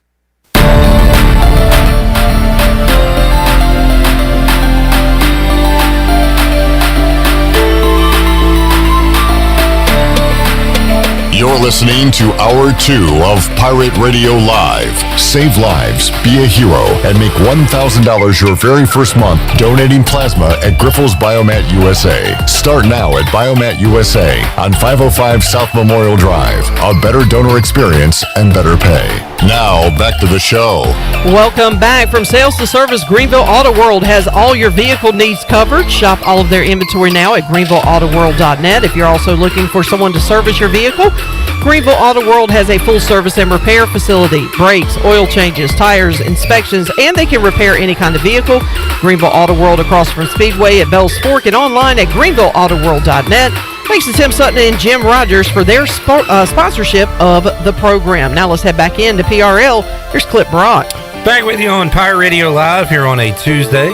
We've got Jeff Nadu coming up in a few minutes. We got Stephen Igoe joining us this hour as well. We'll open up the booty bag coming up. A lot more on our Bud Light ECU report in hour 3 of the show with Igoe. And got a little bit of our Bud Light ECU report coming your way right now, as we'll hear what the head coach of the Pirates, Mike Houston, had to say earlier today at his weekly press conference, looking back at App State, looking forward to South Carolina. And here were his opening comments today. Yeah, obviously, first press conference since our game last Thursday night, and our players are disappointed in the outcome. But what a great setting to kick off the season. I just thought, being able to play in Bank of America Stadium in front of a crowd like that, a lot of enthusiastic Pirates down there, along with the Appalachian State faithful, and it was just a great stage, and it's great to have fans back in the stands. And so, just a very electric environment to start the season off in. Our kids, went into the game expecting to win, and so anytime you go in and you put that much into it, you're disappointed if the outcome doesn't go your way. But so much for us to build on from that game, and lots of positives and lots of things we need to do better. So hats off. Like I said last Thursday night, I just thought Appalachian State is a very, very good football team, and they look like the experienced veteran crew that they are, and I would expect them to go on and have a great year. So we're excited on growing from that experience, and excited about the matchup this weekend back in Daddy Ficklin with the South Carolina Gamecocks. And it's going to be great to be back at home. It's going to be great to have our fans back in the stands. You think, my first year 2 years ago, got to experience, game day here, and, I just completely, missed it last year. It's just such a weird kind of deal, just playing in empty stadiums. And so it's going to be so exciting to have the Pirate Walk back. Pirate Walk will be at 9:30 Saturday morning. Excited to see our fans out for that, tailgating, doing what is the norm around here, and really looking forward to a very loud and boisterous Daddy Ficklin Stadium on Saturday. All right, South Carolina comes in 1-0, beat a bad FCS team in Eastern Illinois. Corey Miller talked about that in hour number 1 of today's program. Mike Houston gave his thoughts on what he sees from the Gamecocks. Well, I think size and athleticism. I mean, it's their fronts, big and athletic up front on both sides of the football. They have very good athletes, all the stand-up skill positions on offense and defense, and they did not have Harris last Saturday night. He'll play against us this Saturday, and he was I think the leading rusher in the Southeastern Conference last year. So obviously a great offensive player there. So their personnel is very good, and I think that it was a good showing by them last Saturday night. They had a game where they were able to work out some kinks and have a successful start, and so I know that they'll be excited for this game this Saturday. All right, there is Mike Houston. He gave some not so good news today, an update on East Carolina offensive tackle Bailey Malovic and his injury situation. Well, unfortunately, Bailey's going to miss the rest of the year, and it's I hate it, and it was a freak deal too. I mean, it was one of those. It wasn't a contact play. He got just twisted a little bit. But he'll have surgery here in the coming weeks, and the good thing with Bailey, he's worked so hard to develop his body. He'll make a good recovery, and we want to support him through that. But he's still got some time left in his career here, so just have to get him back healthy for next year. But the fortunate thing is Noah Henderson, who's worked very, very hard to come back from injury after missing all of last year. I thought he stepped in and played very well in Bailey's absence, and I think it's with Noah, he's going to continue to improve just because the only issues with him is just rust. Not playing for a year and a half, 2 years. So he played very well for us in 2019. So I think he can return to that form. And so you got some other guys who have to step up. But those guys have experience. Whether it's Walt Stribling or Rob Vanderlyn, those guys will be in the rotation now. Well, here we are again. Second straight season, East Carolina has lost a starting tackle in week 1. Last year it was Deontay Smith, who was good enough to be drafted and will be on the Bengals opening day roster and might get in the game coming up Sunday in the Bengals opener. And this year it's Bailey Malovic. The only difference is last year Noah Henderson was not available at tackle all season. This year he is. So hopefully he can get back in his spot and play as he did in 2019 before his injury. All right, let's. Brian Bailey asked if we will expect to see a lot of blitzing this week from South Carolina. I believe this is where we hear Malcolm Gray. Let's hear it, Shirley. Well, I would expect to see that pretty regularly. I thought App did a great job of mixing up pressure and playing coverage. I thought that was. Yeah, Hey, can you be quiet, please? Thank you. All right. Sorry about that. I guess everybody didn't get the memo. But, I thought App did a good job mixing up, playing coverage and pressure. South Carolina, Clayton White, the defense coordinator at South Carolina, did a great job at Western Kentucky. And he's got a great scheme. So I do expect to see a good bit of pressure this week. Yo! Let's hear the Brian Bailey yo again before the Malcolm Gray. Can you be quiet, please? It's a pretty good. Well, I would expect to see that pretty regularly. Start to hear the noise pick up. Did a great job of mixing up pressure and playing coverage. Houston trying to stay focused. I thought that was. We just. Yo! Can you be quiet, please? Thank you. Yo! Good yo from Brian Bailey there. Yo! Yo! Followed up with the Malcolm Gray. Can you be quiet, please?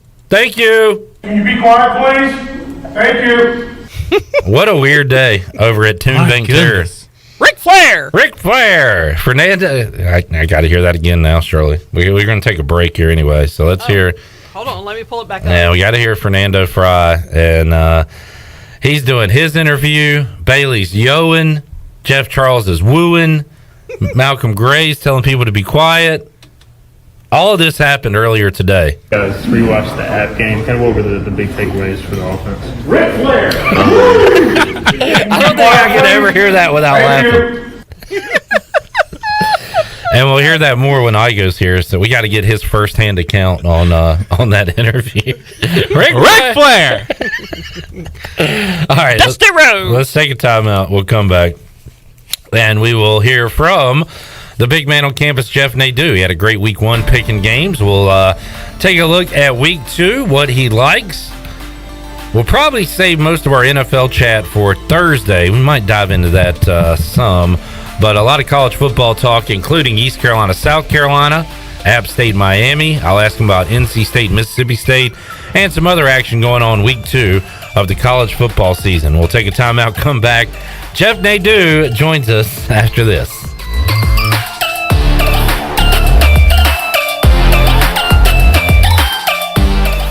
White Claw Hard Seltzer, a wave of refreshment. Crafted using our unique Brew Pure process. Made pure. Nothing tastes like White Claw Hard Seltzer. White Claw Hard Seltzer, available in 5 fruit flavors, 2 grams of carbs, gluten-free, and 100 calories. Find it at whiteclaw.com. White Claw Hard Seltzer, nothing tastes quite like it. Proudly distributed by Coastal Beverage. Please drink responsibly. The The Buccaneer Music Hall is your beacon of music in the land of Pirates and ENC. Open 7 days a week from noon until 2 a.m., the Buck features live music every night of the week. Tuesday is karaoke with DJ Captain Morgan. Wednesday is acoustic night. Thursday is the DJ dance party. And Friday and Saturday nights, it's live bands. Check out the Bucks Facebook or Instagram page. Activities and more. Brought to you by Wells Fargo, the Free Boot Fun takes place from 5:30 to 8:30 p.m. each Friday before ECU home football games in the 5 Points Plaza. Visit uptowngreenville.com for more information. And as always, go Pirates. There's no better time to drive away with a quality pre-owned car, truck, or SUV from Greenville Auto World. Greenville Auto World is your authorized rough country dealer. We specialize in lift and leveling kits along with custom wheel packages. Whether you're looking for ground clearance or enhancing the appearance of your vehicle, trust our team for your off-road experience. Greenville Auto World, 3840 South Charles Boulevard across from Hardee's at Bell's Fork, or online at greenvilleautoworld.net.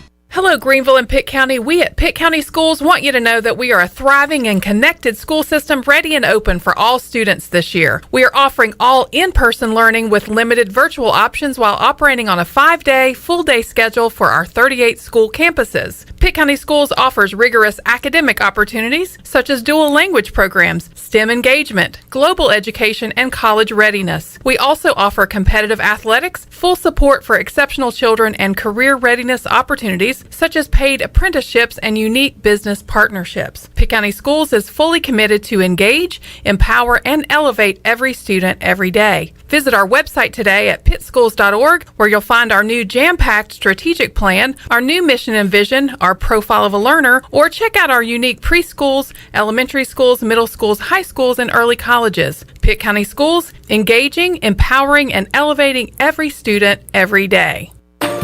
Did you know time spent outdoors can help improve your children's health and bring balance to their life? The Outdoor Heritage Advisory Council invites you to join the Patch program. This program is for any child under the age of 16 and includes activities like fishing, hunting, and hiking. These are just one of the many ways you can earn the exclusive patches from the Outdoor Heritage Council. For more information on how to sign up and get your adventure started, visit outdoorheritage.nc.gov.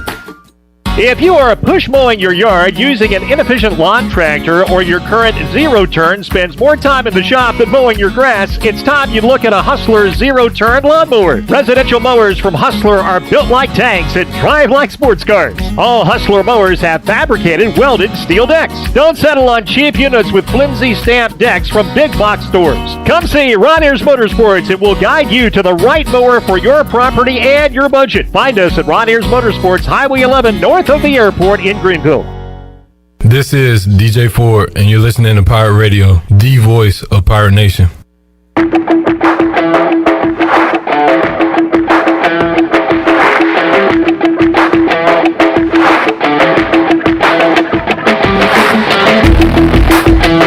You're listening to Hour 2 of Pirate Radio Live. Save lives, be a hero, and make $1,000 your very first month donating plasma at Grifols Biomat USA. Start now at Biomat USA on 505 South Memorial Drive. A better donor experience and better pay.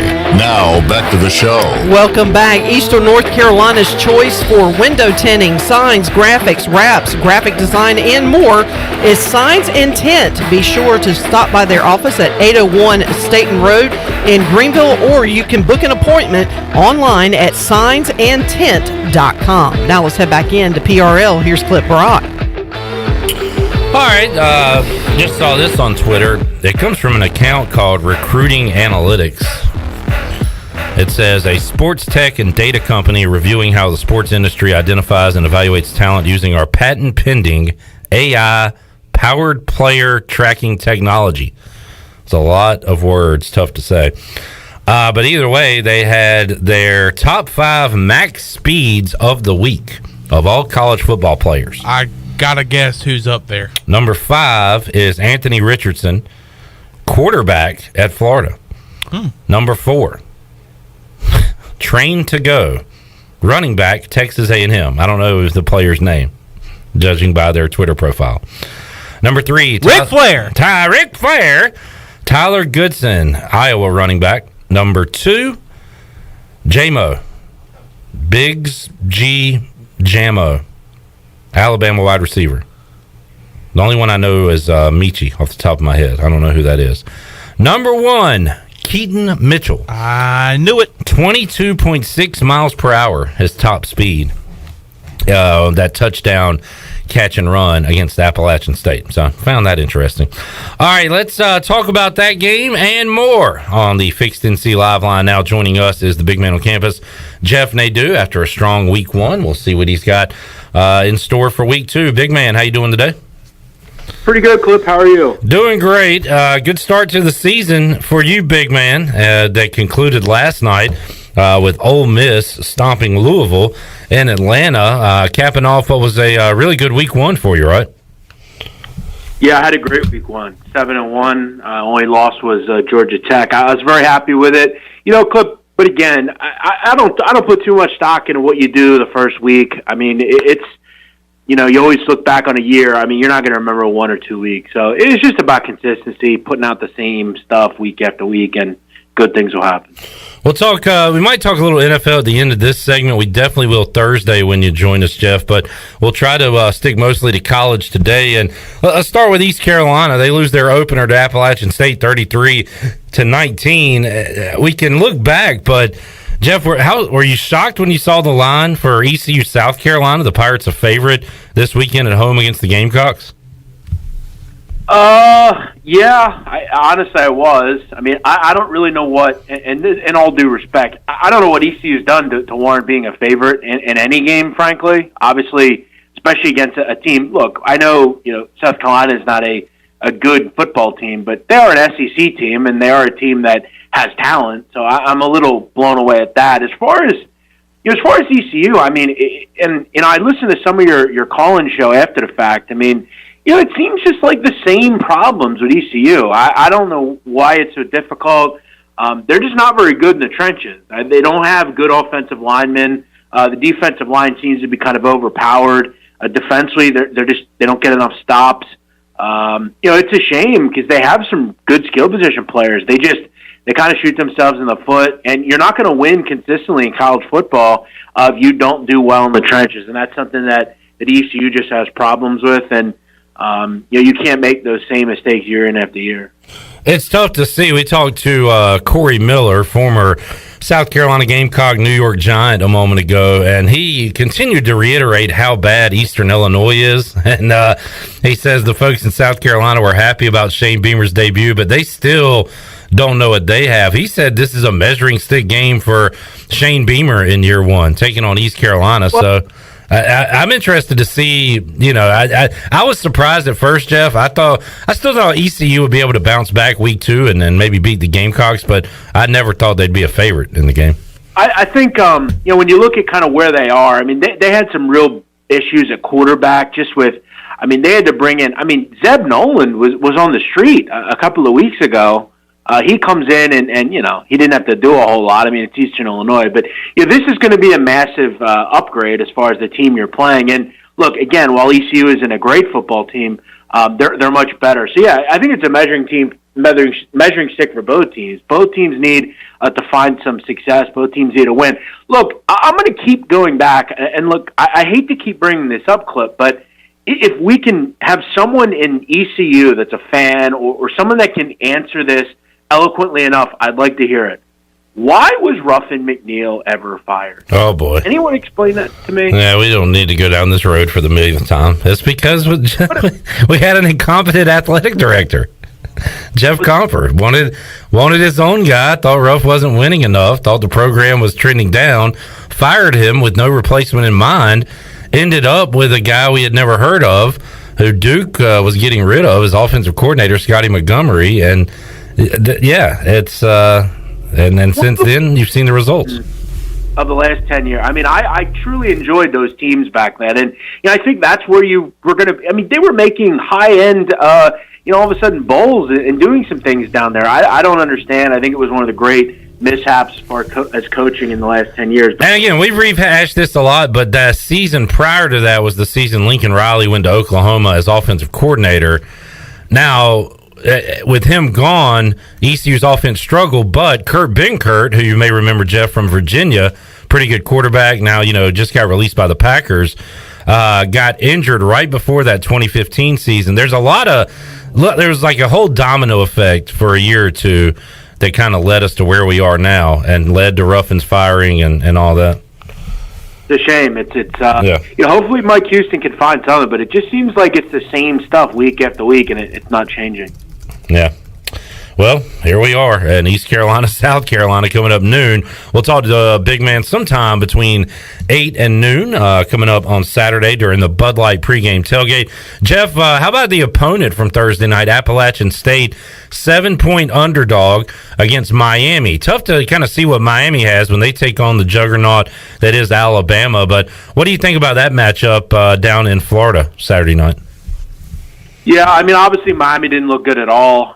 They had trouble moving the football. You look at De'Ara King. I mean, he doesn't even throw for 200 yards. There's 2 picks.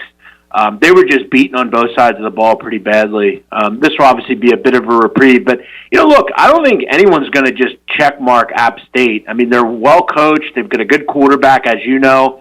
They have a good group of running backs. Peoples and Noel are terrific. Team's a bit low to me, just kind of first glance. But that's going to be a tough game for Miami. They're going to have to bounce right back because they're not in a position where they're just kind of scheduling poorly. They've got to kind of wait. They went out and challenged themselves in their non-conference as far as at least this game, and obviously Alabama and Michigan State as well. So they may. I mean, it's conceivable to see them lose the first 2 or 3 games. I could see that. I mean, I could see them losing to a really solid Michigan State team. They're going to have to obviously look at this at home as one you have to win by double digits, and they should be able to. Jeff Nadu joining us on the Fixed NC Live line. Jeff, what games college football-wise do you have your eye on? I know you like to look at it early. Did any stand out to you when the lines dropped on Sunday or yesterday? Yeah, a couple I played, Liberty and Troy over the total. I'm very high on Liberty's offense. With Malik Willis. I think he's one of the great quarterbacks nobody talks about in the country. He actually wasn't that great on Saturday against Campbell, and they still won 48-7. Not that Campbell's any great shakes, but that offense wants to go quick. They want to kind of have, obviously, a good run game, but they also are able to throw the football. They've got great receivers, just a great offense. I saw at times them, I think, struggle last year defensively. If you know anything about Troy, they're a team that wants to go quick as well. They have a very good quarterback in Taylor Powell or Gunnar Watson, really wherever they go. I felt like 60.5 was a bit low. I feel like both teams get into the 30s.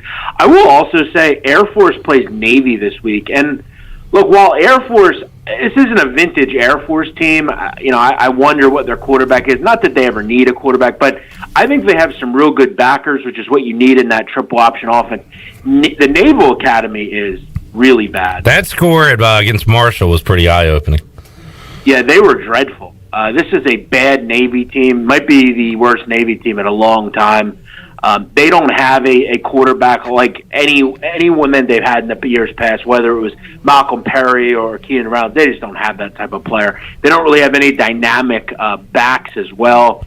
And obviously we know all about that rivalry. It's a big one. I played 6.5. I thought it was still a bit low. I think Navy is bad. I'll lean on Air Force here to kind of go on the road. This is a game that's going to mean a lot to them. This is September 11th. This is going to be a very kind of poignant game between these two military schools on a very important day in our country. So I just think Navy is bad. I'm willing to kind of bet against them and just think Air Force is 10 points better.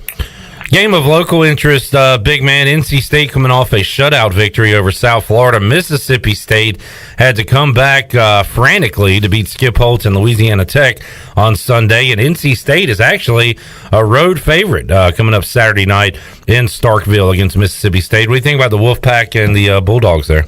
Yeah, I mean, week 2 is always about kind of, and we see it in week 0, and we use those teams in week 1, and we say, okay, who overreacted, who underreacted. In week 1, when you have all the teams, you kind of look at week 2 and say, okay, what was an overreaction here? I don't think there was an overreaction at NC State. I thought they were terrific. I thought they were great on both sides. Devin Leary was awesome. And look, Mississippi State, frankly, was poor. They just were. They threw the football a lot, and they had some success, but defensively, I don't think they're very good. I would kind of probably be looking more at a total here. I think both quarterbacks are pretty dynamic. I like Will Rogers. It's clear Mississippi State wants to throw the football. He threw the ball 47 times. NC State has pretty good offensive play. Neither defense I love. I know NC State pitched a shutout, but South Florida is truly poor. I think this one could fall into one of those first to 35 wins. I thought Austin Kendall played pretty damn well against the Bulldogs, so I'm going to probably look towards maybe a total there. I haven't played it yet, but I think both teams are going to be good offensively. I don't know if I can totally trust NC State on the defensive end, but I sure like their offense. Jeff Nadu joining us. Jeff, I know you don't really care that there's not many headliners. I mean, you look for games and spots wherever you can get them, no matter who's playing. The ABC game, Washington, Michigan, at noon, you've got Oregon and Ohio State. Not a ton of, sexy matchups coming up on Saturday, Jeff. So maybe a good day for you as you can get into the weeds on some of these smaller teams. Yeah, and I think what you have to do as a gambler is you have to recognize what's going on and where we sit week to week. I'm not going to say that I'm a square. I did pretty well this week. I don't play a lot of games, but I saw a lot of people over the last 2 weeks that don't win ever winning. That's going to change. It wouldn't surprise me if we see a lot more dogs starting to cover this week. I think we're going to see overreactions. Look, the truth is, I don't think Michigan is as good a team as they alluded to being this week. They're going to have to go forward without Ronnie Bell. That's a huge loss. He's their best receiver. He's out for the year. Cade McNamara didn't really have to do a whole hell of a lot this week. When you're playing a team like Western Michigan, you just won't have to do much. And then, look, I know people are going to root in and say, well, Washington got crushed. They lost to Montana, But, look, the truth is Washington's a good football team. I think defensively they're going to be a real problem for Michigan. I'm going to kind of be looking at maybe the Huskies in that game if I'm going to get a favorable number. I think Washington's a 7.5-point dog as far as I know. You might be able to tell me better. It might have moved, but I believe Washington's a dog there. Let's see, Michigan and Washington Saturday night. I'll get that. Yes, 6.5 is what I'm seeing now. Michigan. Yeah, we'll see kind of where that ends up. I'm going to wait a little bit on that, but again, I think Washington. When you have a team, when you lose the way they did, look, it's not like they played bad defensively. The offense just wasn't really clicking. Dylan Morris, I thought, played okay. But he's got to get the interceptions down. They've got to work on some things, and it's going to be a low-scoring game. And what do you have the total at? Let's see. Total is 49. Very low. Yeah. Like an NFL total. I got to be honest, I thought it'd be a bit lower. I was thinking 46, 47. So that could be first to 20 wins. I don't know if, you look at real quick clip with Michigan. They have a new defensive coordinator. Don Brown's gone. They were really kind of all or nothing under Don Brown. They blitzed a lot. They left their corners on an island a lot of the time. And they were susceptible, I think, to the big play. I don't know if they're susceptible enough. They're more of an all-around defense. So is Washington. I think that's going to be first to 20 probably wins. I don't like either quarterback on those teams, so this is going to be, I think, a good old fat. It's kind of like the game we saw with Penn State to Wisconsin over the weekend. Jeff, my apologies. I forgot to congratulate you on the biggest thing that happened this weekend, and that was Kansas knocking off South Dakota State, right? South Dakota. So you got the win total. What do you need to happen the rest of the year for Kansas? I just need one more win. That's why I enjoyed that one. I didn't quite understand. It wouldn't surprise me if we get it by week 4. I think David Cutcliffe, if they lose to Kansas, David Cutcliffe will be fired. Would be my. They might be Baylor. I don't think that's out of the question. I don't think Baylor's very good either. So you got a shot here in the next 2 to 3 weeks to get that over. I was thinking about it Friday night. It was Friday or Saturday? I can't remember, but how just awesome it would be to have the over or the under. Either way, the excitement of that football game, and you hit it. So congrats on that one. Yeah, it was a really fascinating week 1 clip. Really at all levels. Whether it's just some of the random FCS teams that found ways to win, or teams that were just priced too high, or just the fact that, does anything ever go wrong for Alabama? Ever? Man. It's just crazy. They play well, no one else played good. I thought, it's just crazy. What was up with Clemson? That was dreadful. That was hard to watch. Rough week for the ACC, Jeff, with Virginia Tech taking down North Carolina, and it capped off last night, I guess, with Louisville. Oh, yeah, Scott Satterfield. I tried to argue on the show once how good of a coach he was, and my take is not looking so hot right now. Well, look, I mean, defensively, they're hard to watch, which I talked about on Pick Central when I was on there. It's just ugly. And, look, their quarterback play sucks. Malik Cunningham's not any good. So I'm not too surprised. I don't know if it's fully Satterfield, but, yeah, I mean, he'll take the brunt of it for sure.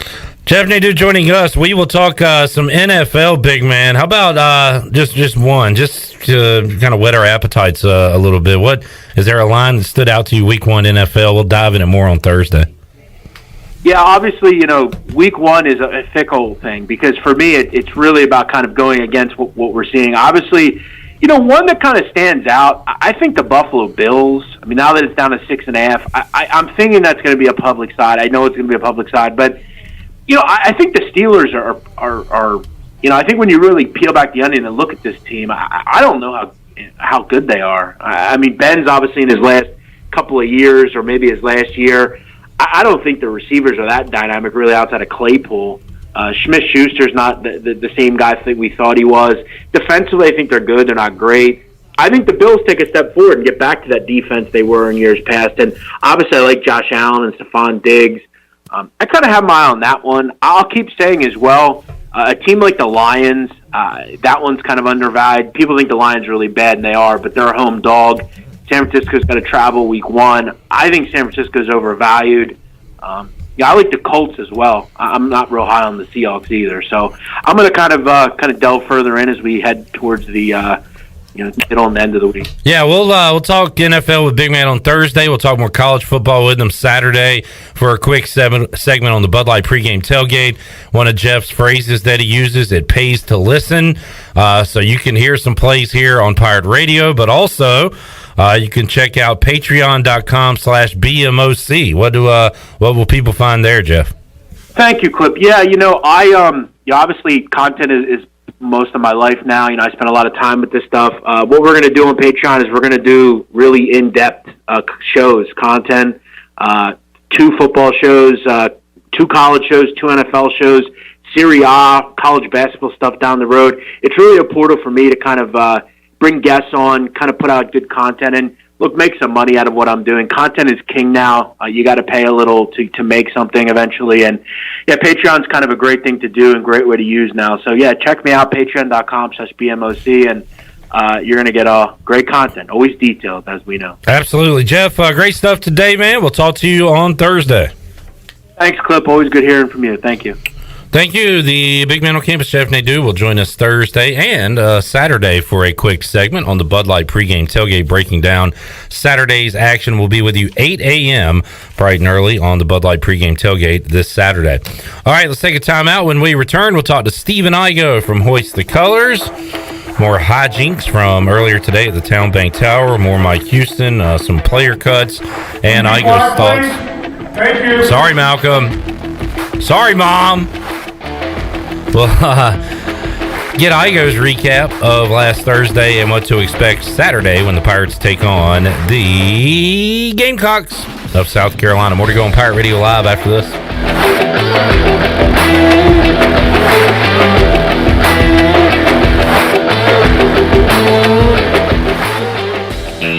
Eastern North Carolina's choice for window tinting, signs, graphics, wraps, graphic design, and more is Signs and Tint. Signs and Tint is family owned and operated right here in Greenville, and their NC licensed electricians specialize in ceramic coating, vehicle wraps, and more. Signs and Tint offers 10% off for military and first responders. Also, make sure to mention Pirate Radio at checkout for a discount. Stop by their office today at 801 Staten Road or visit them online at signsandtint.com.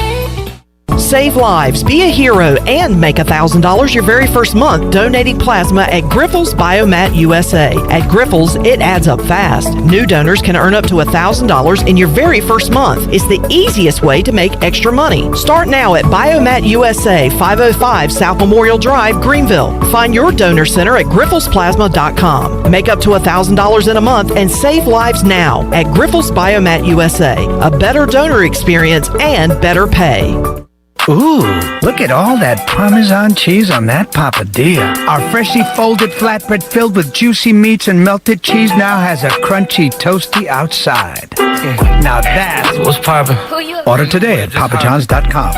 Hey, Pirate fans, order the new Parmesan-crusted papadilla for only $7. The new Parmesan-crusted papadilla is an MVP move for game day or any day. Place your order online at papajohns.com and sign up for Papa Rewards. Papa John's, the official pizza of the ECU Pirates.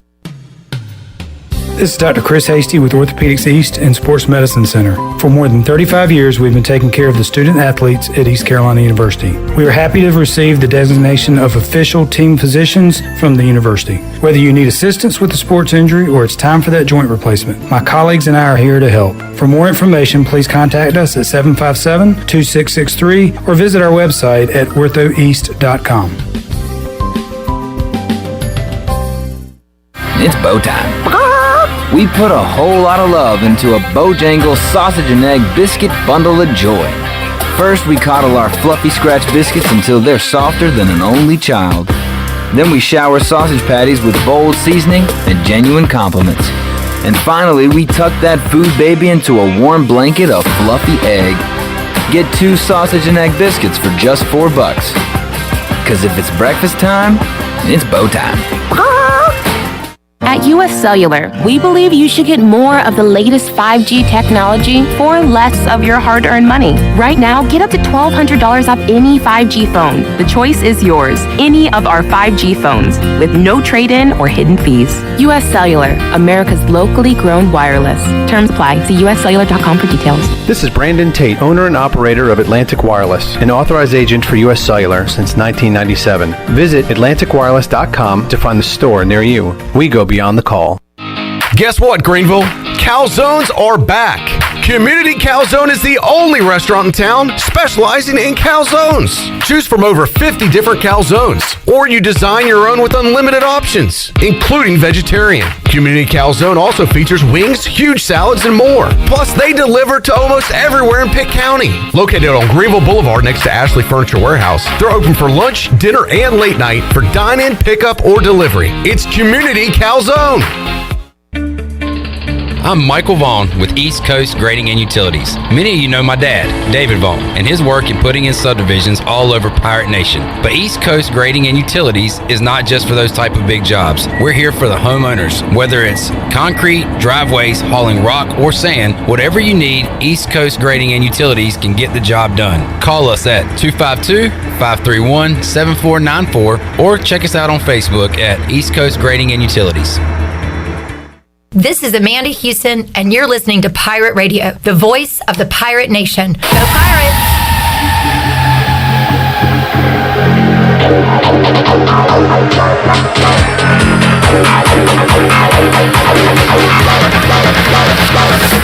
You're listening to Hour 2 of Pirate Radio Live. Save lives, be a hero, and make $1,000 your very first month donating plasma at Grifols Biomat USA. Start now at Biomat USA on 505 South Memorial Drive. A better donor experience and better pay. Now, back to the show. Welcome back. Do you need custom t-shirts, apparel, or promotional items for your business, organization, or event? Keep it local and print it local with University Sportswear. Contact them today at universitysportswearenc.com, the official sportswear provider of Pirate Radio for 18 years. Now let's head back into PRL. Here's Clip Brock. Alrighty, fun Tuesday edition of Pirate Radio Live will be with you Wednesday, Thursday, Friday, leading up to game day Saturday, and we're with you bright and early Saturday morning on the Bud Light pregame tailgate. We'll start at 8 a.m. Stephen Igoe will be with us in studio Saturday, correct? Yes, I believe so. We haven't not. That's a double negative. We have not discussed it this week, but we talked about it last week. Good grief! And I think our decision was hour number 3. Can you be quiet, please? Thank you. Now that is an epic soundbite. 10 o'clock on Saturday. We'll talk to Steven. Yeah, I'll be here from 9:59 until 10:56. All right. Well, you went from not having a clue to being super specific. I like that. Real quick, WJ O'Connor. What a cool name is on Facebook.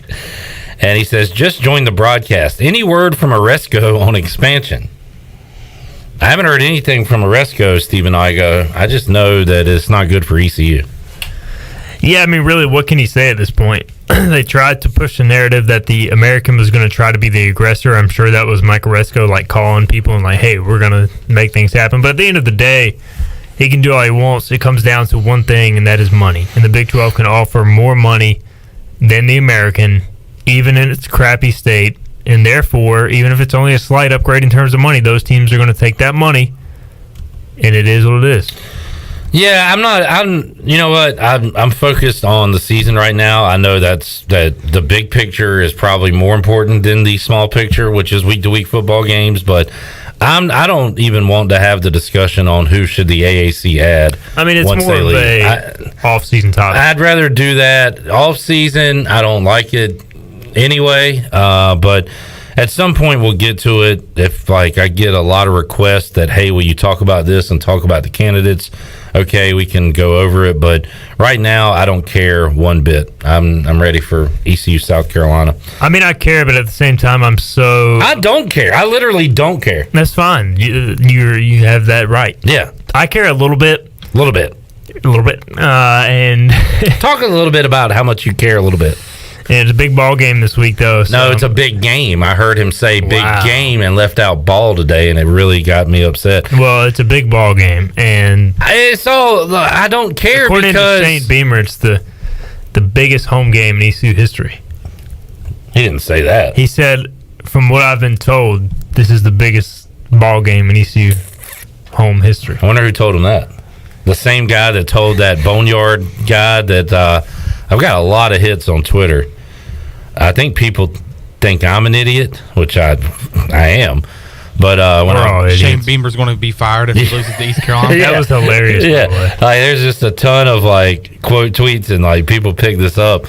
But some guy on Boneyard said a buddy of mine, South Carolina diehard, says that Shane Beamer gets fired if they lose on Saturday. Get fired on the field in his second game ever as head coach.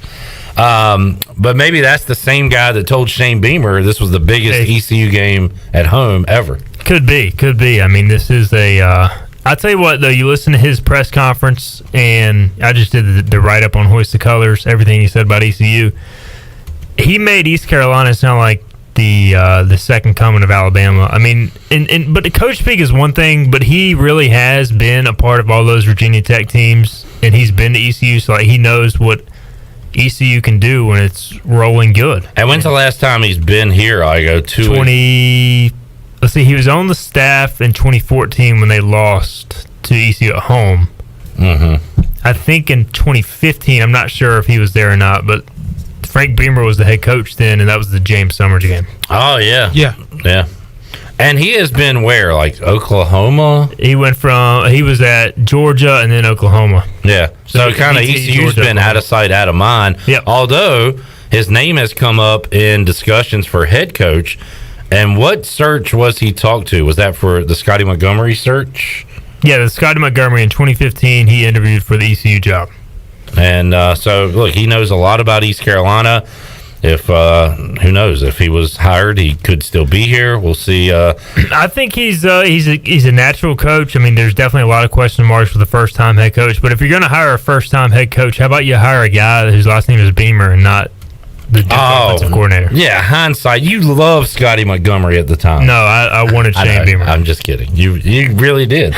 Yeah, legitimately, you've been singing his praises for a while. Yeah, I think he's going to do a good job there. I'm sure there'll be some growing pains. But I like the staff. He built the defensive coordinator for South Carolina, Clayton White. He interviewed for the ECU DC job. So you got two coaches who interviewed for ECU jobs that are now at South Carolina, which is interesting. Very interesting. Josh says he will be cooking chickens Saturday morning in Elmhurst. Yeah, that's strange to me, eating. I've never had chicken before. Wait, you've never had chicken before? No, it's like a pet. Like, you don't eat dog, cat. Why would you eat chicken? Strange to me. I mean, are you trying to make a joke? Can you be quiet, please? Thank you. Yeah, I don't. Yeah. You're less funny than Brian Kelly. Wait a minute. Is that supposed to be funny? I think Igoe should be executed. I'm hilarious. What is wrong with you people? You've never heard that joke before? Come I on. guess y'all don't want to be funny then. Wow, you don't know humor. That whole situation was just a complete. I can't even say the word on the radio, but yeah, the reaction to it, the way he tried to deliver it was a total goat rodeo. It really was. That was good. It could be a total goat rodeo. That was really good, Cliff. Thank you. It was a total goat rodeo. It could be a total goat rodeo. Could you be quiet, please? Please. Thank Can you. you be quiet, please? Thank you. Thank you. Hey, and Bailey's yo was good. Yo! Let's hear cut 4, Shirley. Mike Houston, do you think we'll see a lot of blitzing this week from South Carolina? Well, I would expect to see that pretty regularly. I thought App did a great job of mixing up pressure and playing coverage. I thought that was. Here comes Bailey. Yeah, we just. Yo! Thank you. All right. Everything Sorry about it. Mike Houston's face when he's like, man, they're being really loud, and they were being loud. You can't even tell it on the audio as much. But if you're there, it's just kind of drowning out the press conference. Brian Bailey steps away from his camera, and then Malcolm comes in with the, "Will you be quiet, please? Thank you. Can you be quiet, please? Thank you." Redbeard says this game can't be bigger than the App State Super Bowl. Well, that was App's Super Bowl. That was App's Super Bowl. According to Billy This is Beaver. East Carolina Super Bowl. Whoa, all right. 2 weeks, There 2 you go. games, Okay. 2 Super Bowls. You know what? We live in a simulation that just gets reversed every year. I've already seen it on Hoist the Colors and Boneyard Banner. We've already had the We Should Bring Back Steve Logan. I saw that one. It is literally, we live the same life over and over and over again every football season. And how many people wanted to bring back Skip Holtz when Louisiana Tech was up 34-14, but then wanted to not bring him back once they choked and lost the game? Yep, that's just the way it is. It's all. It's what makes football so beautiful, though. The overreaction to not only a game but a quarter or a half. I mean, it's just amazing. And that's what makes it so good, though, because you spend so much time preparing and analyzing the game. So once you finally get to the actual game, every single play is so just overanalyzed. So much reaction, positive, negatively, etc. Yep, that is what makes it fun, though. I just saw this. Mark Few needs to call an Uber. He has been cited for drunk driving, according to the spokesman.com. Not good. Yeah. Anybody want to make the joke? It's sitting there for you. Nobody? Go ahead. He had a few. Yeah, I had a few too many. Jesus, man. Shirley's doing other stuff, so she's not going to hit anything. That's supposed to be Hold on, I had my headphones off. What was that? Nothing. I heard my name. It was nothing. Mark Few he got caught drunk driving, and he had a few. Too many. Yeah. Go ahead. Was that supposed to be funny?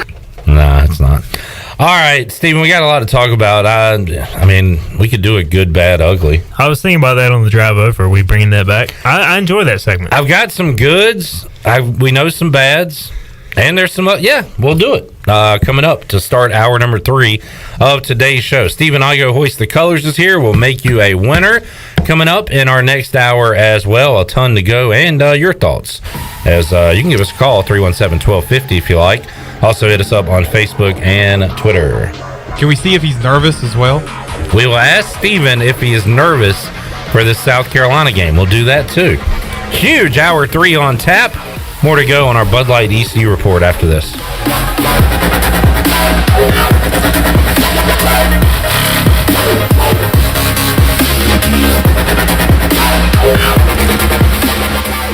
Pirate Nation, your ECU football team is getting ready for another season, and they need you inside Downey-Ficklin Stadium. Football season tickets are on sale now, and great seats are still available. Come out and watch your Pirates take on SEC opponent South Carolina, preseason top 10 Cincinnati, and many more. Season tickets start at just $99 and can be purchased online at ECUPirates.com or over the phone at 1-800-DIAL-ECU. Buy yours today, and let's bring back Rowdy Dowdy. Go Pirates! Hey, Troy D here for my friends at Villa Verde. If you know me, you know I love being outside, but finding a good place to eat outside can sometimes be tough. Well, our pals at Villa Verde have fixed that. Not only does Villa Verde have awesome, unique, one-of-a-kind dishes here in Greenville, they also have a brand new outside dining area. And this outside area is sweet. It's covered, you're in the shade, and cooling fans are on. Enjoy the comfort and relaxation of dining outside with our friends at Villa Verde. Villa Verde on 10th Street, a platform for good. UBE and PirateWear.com has all your back-to-school needs, and it's the place to shop for students of all ages. They carry ECU notebooks, binders, and backpacks, as well as umbrellas and rain jackets for that eastern North Carolina weather. And don't forget about their textbook department, where you can rent, buy, or sell your books year-round. And they also price match. And visit their social media pages, where there's almost always a Win It Wednesday going on throughout the school year. Stop by UBE or PirateWear.com, where there's new shipments arriving daily with lower prices than their competitors. Proud to be serving the Pirate Nation for over 50 years. Hey Pirate Nation, be sure you have the best comfortable shoes this tailgate season with a stop at Fleet Feet. This is ECU alum Chris Lunyon, owner of Fleet Feet of Greenville, and we provide solutions through one-on-one service to runners, walkers, and everyone in between. Fleet Feet has the tools and technology to get you on the right shoe, including a 3D foot scanner that measures arch height, width, and more. Come visit us on Greenville Boulevard in the public shopping center right near the stadium. Be sure to run with us on Facebook and Instagram. Fleet Feet, we run for you. Go Pirates! Are you suffering from anxiety, sleep issues, or chronic pain? Have you heard of CBD? You can learn about the benefits of CBD right here in Greenville at the Hemp Garden. Hemp Garden offers a variety of products and solutions that are truly making a difference in our community. Hemp Garden also provides products that can assist with energy and focus. Have a pet? Come check out their selection of CBD pet products. Visit Hemp Garden to speak with a CBD specialist in a relaxed and welcoming environment today. Exclusive discounts are offered to first-time customers. Hemp Garden, located at 3040 South Evans Street in the Target Shopping Center in Greenville. Washington Chrysler Dodge Jeep Ram between Greenville and Washington has a great selection of pre-owned inventory, and they're stocking more used cars, trucks, and SUVs every day. Washington Chrysler Dodge Jeep Ram has everything from coupes, convertibles, small and large SUVs, diesel and gas heavy-duty trucks. And hey, they'll buy your car even if you don't buy one from them. Go to WashingtonChryslerDodgeJeepRam.com to browse the new and used inventory, and go check out their service department. They're your local dealer for custom lift kits, wheels, tires, and accessories on all makes and models. And Washington Chrysler Dodge Jeep Ram is your certified rough country dealer and can uplift your next vehicle with one of several Washington off-road packages. A great selection of pre-owned vehicles starting at just $5,000, a top-notch service department, and a beautiful facility makes the drive to Washington totally worth it. Remember, you don't have to buy a car from them. They'll buy your car right now. Washington Chrysler Dodge Jeep Ram between Greenville and Washington. Drive a little, save a lot.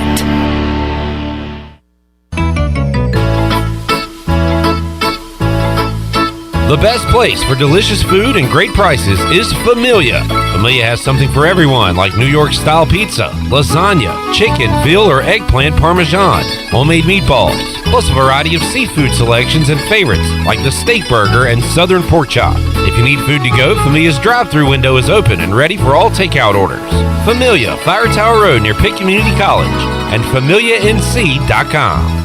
This is Pirate Radio, WGHB Farmville, 1250 and 92.7 FM Greenville, WDLX Washington, 930 and 104.1 FM Washington.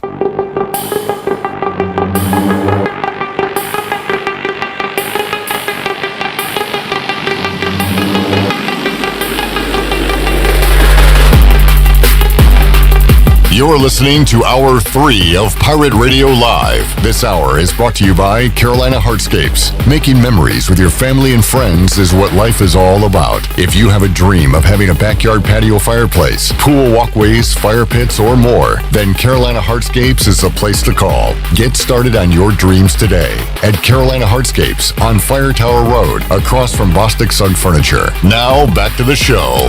Welcome back. Quality Equipment is your full-service John Deere dealer with 28 locations to serve you. Quality Equipment is open in Winterville next to Sam's Club, or visit QualityEquip.com to find the location near you. Now let's head back in to PRL. Here's Clip Brock.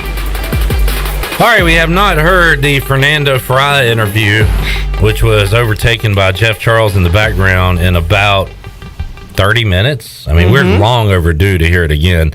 Stephen Igoe was there asking the question. For those that haven't heard it yet, let's hear it. Fernando Fry being interviewed. Igoe asked the question, and what happens after that is just magical. Let's hear it, Charlie. Fernando, when you guys rewatched the app game, kind of what were the big takeaways for the offense?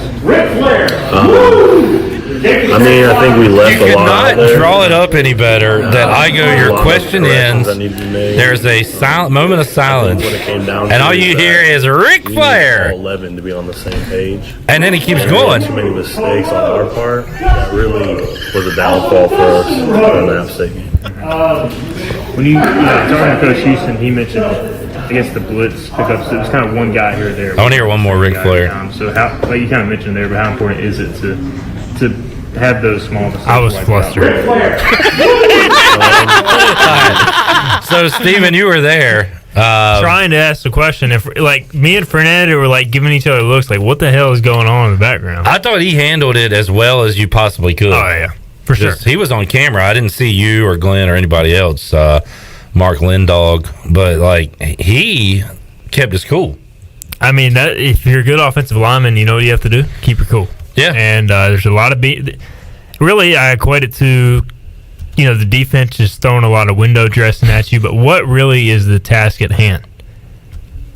You got to answer the question being directed to you. You got to pick up the blitz being directed to you. Fernando was on it, so I expect him to play well this weekend. Yeah, how much did he play? Igoe, you did the It's an interesting stat. Keaton Mitchell, yeah, we mentioned that earlier. Now, I don't know this Twitter handle, Recruiting Analytics, but I read their bio a moment ago. But Keaton Mitchell had the top max speed in all of college football, according to Recruiting Analytics, at 22.6 miles per hour. I mean, that's pretty dang fast. He's getting it. I mean, that play that was electric. Was so similar. I talked about it with Dakota Marshall. When did we talk to him? Friday. Hey, you're not Shirley. Hey, can you hit the Malcolm cut real quick, Chandler? Let's put you to work over here. Chandler, be quiet, please. Thank you. That's pretty quick. Thanks. We talked to Dakota, and Dakota was like, I'm not going to say I don't even want to say the name, but I was like, yeah, Chris Johnson. But it was so similar to that play where Johnson's running in the Hawaii Bowl and Greg Hudson does the point. Yep. Did it not look just like that? Seen that highlight a million times. Yeah. Like it looked like a salute. Mm-hmm. That's a good contribution. Thank you. Chandler. What's up? You're doing a great job, buddy. And I only roast the ones I love. Oh! Thank you. Wow. Okay. You got me. Tell him, Malcolm. Tell him. The thing is, though, how many times now do you throw that play? Like, I feel like you have to throw that play 100 per game, like 3 times. I've been shouting from the rooftops. More running back screens, more throws to the running backs. Well, they threw 6 screens on Saturday. That's a lot for a game. And I like it. And 2 of them, I don't know if Rajay didn't turn around or Holton threw the ball too quick, but they had 2 set up because App's linebackers dropped into coverage a lot. So they were set up.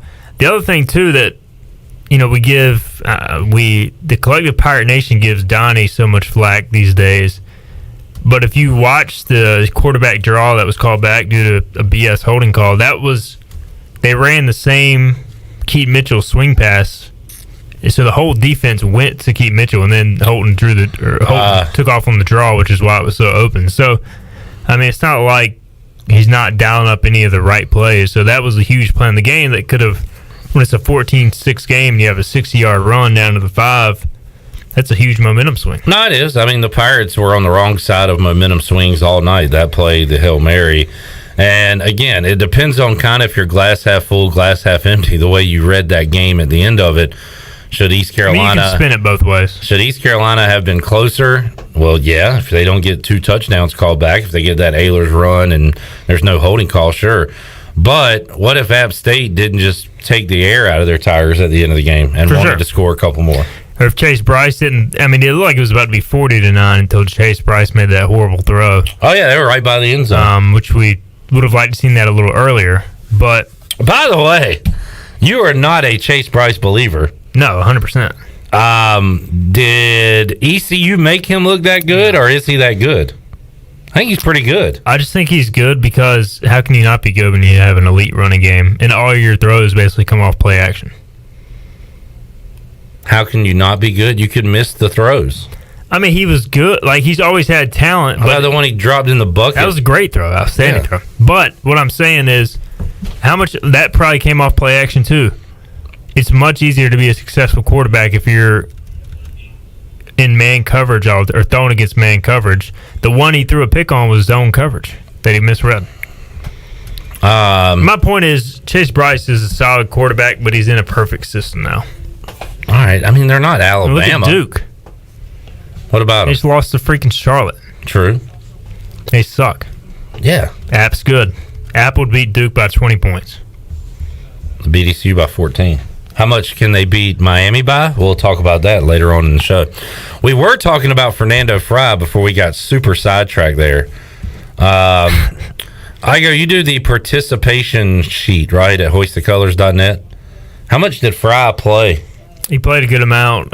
He came off the bench, played both guard spots a little bit, and did a good job. Due to just him? Just rotating. Okay. Rotating him. Who took over from Mlb? Was that Noah Henderson? Noah Henderson. And are they ready to go ahead and kind of pull the reins off him and let him go? I mean, they don't have a choice now, maybe. I mean, he played the rest of the game, so I think at this point he's your guy. As long as he holds up, and he looked pretty good. I thought he got beat a few times or was a little rusty, but that's to be expected after 2 years off. So I think he will be the guy at right tackle going forward. He's got experience, which is good. The interesting thing for me is if something happens to Noah or Justin Chase, then who do you go to? You got a couple of options. You can kick Nashad Strother back out to tackle, even though they want to leave him at guard. And then you can play Fry and Bailey at guard or Trent Holler at one of the guard spots or even Isaiah Foote. You also have Walt Stribling, who probably is another year away, and then you got Oregon State transfer Rob Vanderlaan. So at least you have some options. Yeah. So who are the backup tackles at this point? I mean, you just talked about it. Vanderlaan is the transfer, and Stribling is a freshman. How much did he play last year? He started a game. Okay. So you don't have a ton there. You'd likely see another starter with Strother go out and then Fry just take over at guard. It just depends on how they want to play. I mean, Strother started 6 games at left tackle last year and did a solid job. So, I mean, the thing is, you're so much better on the interior. Like your best 5 is probably Fry and Bailey with Strother at tackle, but it depends on how they want to play it. We got an Orr at third string quarterback. It was there last week. That is pointless. Gotta keep people happy, man. Who's happy about that? The fourth string quarterback? They both travel, so I don't know. I mean, maybe the coaches really don't know who they'd put in if all hell breaks loose. Went down. You got to prepare for it all, I guess. Okay, you're right. I'm wrong. Any depth chart changes from week 1 to week 2, Steven? There's some subtle changes here or there, nothing major. I mean, Josiah Hatfield went from backup to potential starter with the Orr next to Omatosho. What was that participation like, Steven? Do you remember that number? I think Audie played. I think they played similar, but Hatfield, I thought, played better. Oh, by the way, terrible prediction about Ryan Jones scoring in the first quarter. He didn't. So just throwing that out there. Okay, how many good predictions did you have? App State winning outright. I mean, I had App State winning outright too. All right, good. We both had one, and you had a bad one. So you're 1-1. I'm 1-0. Who is your fantasy player? The winner, Keaton Mitchell. Thanks for asking. Wow, that's a great prediction by me. I appreciate you bringing that up. Any other questions? Who did you say would score the first touchdown? Didn't. Not available. Oh. Didn't. I wasn't asked, so quit asking. Ryan Jones did score in the fourth quarter. I brought that up to say Good call. I mean, you said it would be first quarter. I mean, it was it's a good tight call. end touchdown. It was a good call. And Shane Calhoun called a touchdown too. And I said there's going to be a bunch of touchdowns by the tight ends this year. And you know what? The first play of the game, Clip, was a design pass to, guess what? A tight end. But it was covered. All right. While we're playing the guessing games, wait. Did Bruce Bivens have a catch? Why the hell is that on the stat sheet? Yeah, Bruce Bivens had one catch for 10 yards, according to ESPN. All right, I'm going to go to ECUPirates.com. They must have got it mixed up with C.J. Johnson at some point. Oh, you're right, because they have C.J. with 3 catches, and he had 4. So that's what it is. As we are one game into the year, we have our tight end bet over under 15 catches on the season. I mean, right now ECU has 1. I'm on pace to win. Is that wrong? I mean, you're right, but I'm still encouraged by what I saw. There were 3 or 4 plays designed to go to the tight ends. One of them, Holton Ahlers was throwing the ball to the freaking tight end, and Justin Chase tried to catch it. So I'm not sure what happened there. He's on my side. He's trying not to have tight ends catch the ball. Granted, I mean, it wasn't the best throw in the world or the best read, but it may have been a catch if Justin Chase wouldn't have tried to grab it. Yeah, I mean, Audio Matosho won. Yeah, drop as well. Hatfield, by far the most impressive receiver. Well, that's the thing. The encouraging thing is that C.J. Johnson and Tyler Snead did not play their best games. I thought C.J. looked pretty good. I feel like he even wasn't targeted that much. How many targets did Snead have out of the 4 catches? Do you remember? I don't know off the top of my head. I mean, he had the 1 drop. Probably had another target or 2, so 6 or 7. I would say off the top of my head. But you expect him to bounce back. Definitely. And, if teams are taking him away this year, you've got to have ECU forcing him the ball. One thing I did love was the running backs in the passing game, because every time they caught the ball, they got positive yardage. I mean, every single time they caught it, they made the first man miss and got upfield. So, man, the more we can see that, I am a huge fan of that. And we talked about in the preseason, could Keaton Mitchell be that third leading receiver? I mean, he made a catch over the middle. It's not an easy catch. As a running back, kind of ran a little mini wheel route or whatever, made the catch, got upfield for a 7-8 yard gain. Like, those plays don't seem like a lot, but are fun. I was trying to think, did I have him having the third amount of catches? I think Ronnie did. I think I've had I said Audio Matosho is going to break out this year. So I think I made a lot of predictions, but I'm only going to talk about the ones that come, hit, that are correct. Come ahead now. Yo! Be quiet, please. Be quiet, please. Thank you. Steven, you rewatched the game, correct? You watched it live and you watched it on the telly. Kevin Monroe said on Friday when we talked to him, I saw the App State run game and I was like, man, our D-line's getting beat, which maybe that was the case sometimes. But he said he was more disappointed watching it live. He had not watched it back yet. The linebackers coming up and either being in the wrong spots or not making the plays. When you saw it, was their run game, Appalachian State's run attack, more D-line issue or linebacker issue? I think it was a little bit of everything, but I thought the linebackers did not play to their capability. The safeties as well struggled to fit at times, and the Sams. It was it's such a tough scheme to defend. They almost want to get you going.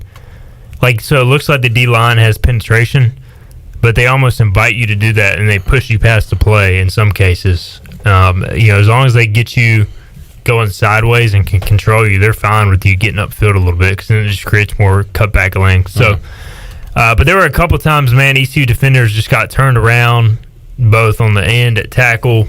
So it's not the D-line played great, but there were issues, I thought, all over the place. The one thing I will say about the defense, they did make some stops at times to get the team back into the game. And you look at it when it was first drive of the second half. Yeah, and they held, they gave up some big plays, but they held them to field goals. They gave the offense a chance. So the offense got up 6-0, and App scored 4 straight possessions, but the offense did not score over that time. You look at it and you can say, well, we should have had the Hail Mary, we should have had the 57-yard run, but those things didn't happen. So you go the rest of the half without scoring. At some point, you got to stop the bleeding and answer. I just remember we were supposed to be doing good, bad, and ugly. We're kind of doing it already. Good running backs catching the ball out of the backfield. Good. ECU at times bending but not breaking defensively. John freaking Young, dude. Probably the best performance I've ever seen in the history of East Carolina football. I mean, every punt he booted was fair caught and had excellent hang time and was long. Get this ad out of the way so I can see his stats. Way at the bottom. 6 punts, 264 yards, 44 average, long of 54. And net was 0 return yardage for App State. The only return was a fair catch that was fumbled. Oh, yeah. So, I mean, they didn't return anything. And that is elite punting. I love that you're so fired up about this. I'm just trying to bring some positivity. You be quiet, please. I will say, though. No, I do remember saying, like, as me and Clip and Billy were watching the game, like, I was like, what got into John Young? He was just booming it, man. Now, one change I did notice this week, Clip, no more Orr at the punter position. That spot has been taken by John Young. So Luke Larson, the Aussie, is going to have to... There was a time where I thought ECU could go for it, Steven. I don't even remember the down. Do you know what I'm talking about? It was... I don't know. Maybe 4th and 3 or something, kind of close to midfield. But it was... I think in their own territory, though. Yeah, probably on like the 47, 40, you know. But... right before half, maybe. Yeah, I don't remember. But thank you for like really trying to break it down. I thought that might be an opportunity to put the Aussie in and give them the threat of a potential, do a rugby style. Right. But if nothing's there or nobody's over there running for a first down, I think we'll see that at some point. Yeah, I mean, it's possible. South Carolina blocked 2 punts last week. According to Shane Beamer, should have had 4. Beamer ball. Junior. Potentially making his way to Greenville this week. I asked John Young about that. He said he was recruited by the Beamers. I don't know. I guess Shane recruited him maybe because he was the 2015 class. He said that was pretty cool, but he was like, I'm confident in our operation. If we do what we do, we'll be fine. Chandler, as a long snapper, you went to camps and such. Did you ever see Frank Beamer at one of those? No, I did not. Trying to scout the next best long snapper? No, I did not. All right. I was just curious. I did see Friday night, I did see defensive coordinator for NC State, Tony Gibson, there watching Deshaun Thompson. Why are you shaking your head, are you? I thought he was going to become a Pirate. He's a future Packer? Future Green Bay Packer? Yeah. Okay. All right. ECU was... Thank you. Sorry, Malcolm. ECU was the first to discover him. All right. NC State. I mean, we're not Christopher Columbus Chandler over Honeycutt here. was the first to discover him. Should it be the first team to discover a guy and offer a guy, they should get him immediately? It would make it a whole lot more interesting because that would mean Mac Jones would have played at East Carolina. Whoa! Who discovered him? Tony Peterson? Nickel. You know what? Dave Nickel? How's he discovered anybody looking down at the ground the whole time? I interviewed him after the ECU offer, and I remember him saying, I think it was Dave Nickel. I have to go back and look. You interviewed Mac Jones? Yes, I sent you the article one time. You didn't respond. Of course. I don't care about Mac You're Jones. the king of that. I'm good at ghosting. You're the king of ghosting. You're so damn good He at is that. the savage king of ghosting. Mac Jones. What year was that, Steven? Ivan. If Dave Nickel would have offered him, it would have probably been the 2015 class, 2016 class. Dave Nickel used to. Oh yeah. When we interviewed him, he would just stare at the ground. It was super awkward. Kind of like kick his feet some. He'd look up. Everybody hates on Dave Nickel, but I tell you what, man, he took James Summers and Blake Kemp and almost made a ball game. So I don't want to hear any crap on Dave Nickel. Not even from former players that were in that offense. I don't want to hear a peep. Yeah, tell Bryce Williams to bring it on. Oh! Bryce Williams had a career year that year. Dang. We need to have that discussion on the air one day. Igoe versus Bryce. He was being thrown the ball by a 4-string quarterback and receiver, and he still had 500-something. Not in the dang red zone. Dang. Bryce Williams will be here on Wednesday. Them turkey tears. Thank you, Bryce. All right, let's take a timeout. We'll come back. We'll ask Igoe if he's nervous about South Carolina. We'll make some picks. What? Why would I be nervous about a game, ECU? Nobody's expecting them to win. They're favored in the game? I don't care. Nobody's expecting them to win. Look, I am. Do we not agree? Chandler wants to know if you're nervous. I'm not nervous because I think ECU is going to play really well Saturday. I just wanted to hear the sound bite. Yeah, that's fair. Well, we can't now because It can be a total go. I'm not nervous. We'll take a timeout, come back, quit asking. So quit asking. Be quiet, please. Quiet, please. Thank you.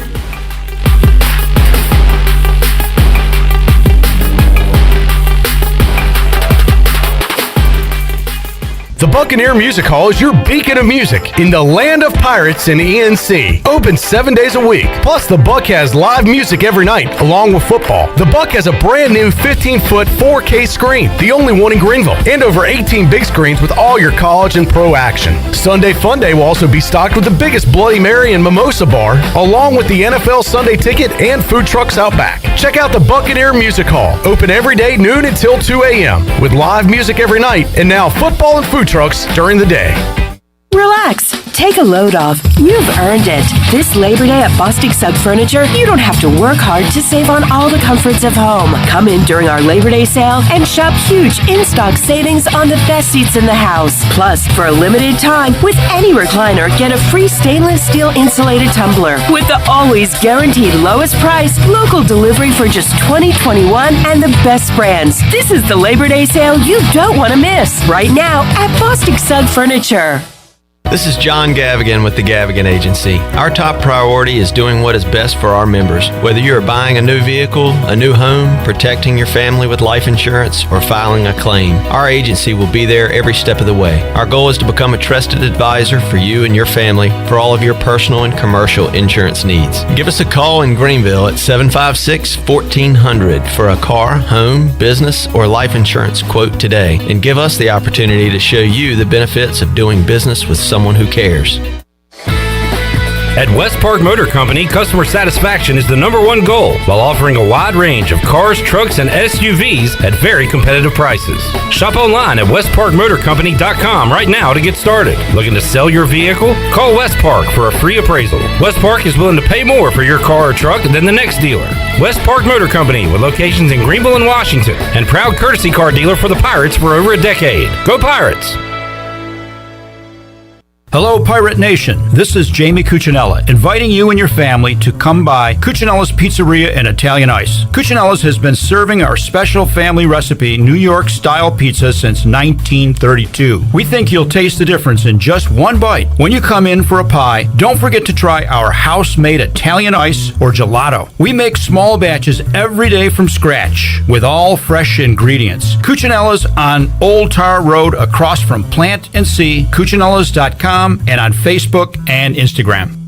BMS Builders is your premier custom builder in eastern North Carolina. With Blackwood and Mills Creek in Greenville, Dalton's Cove in Farmville, and Belmar in Ayden, these are just a few of the developments featuring BMS Builders homes. They can build the home of your dreams. Just ask Dr. Dennis Ross in Greenville or East Carolina football coach Mike Houston. They built their homes, and they can build yours as well. BMS Builders. Give them a call at 916-1578 for BMS Builders.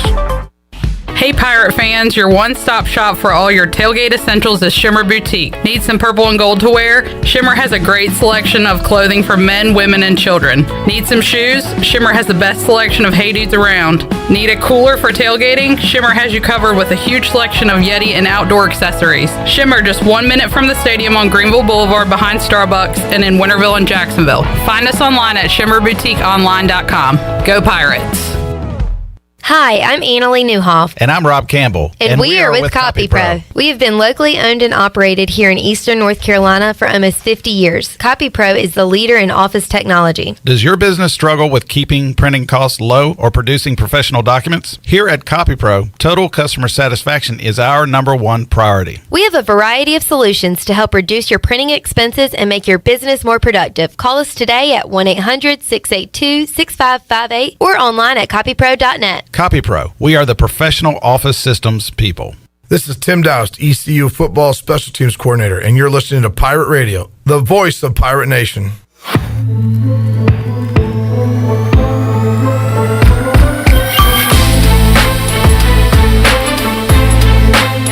You're You're listening to Hour 3 of Pirate Radio Live. This hour is brought to you by Carolina Hardscapes. Making memories with your family and friends is what life is all about. If you have a dream of having a backyard patio fireplace, pool walkways, fire pits, or more, then Carolina Hardscapes is the place to call. Get started on your dreams today at Carolina Hardscapes on Fire Tower Road, across from Bostic Sugg Furniture. Now, back to the show.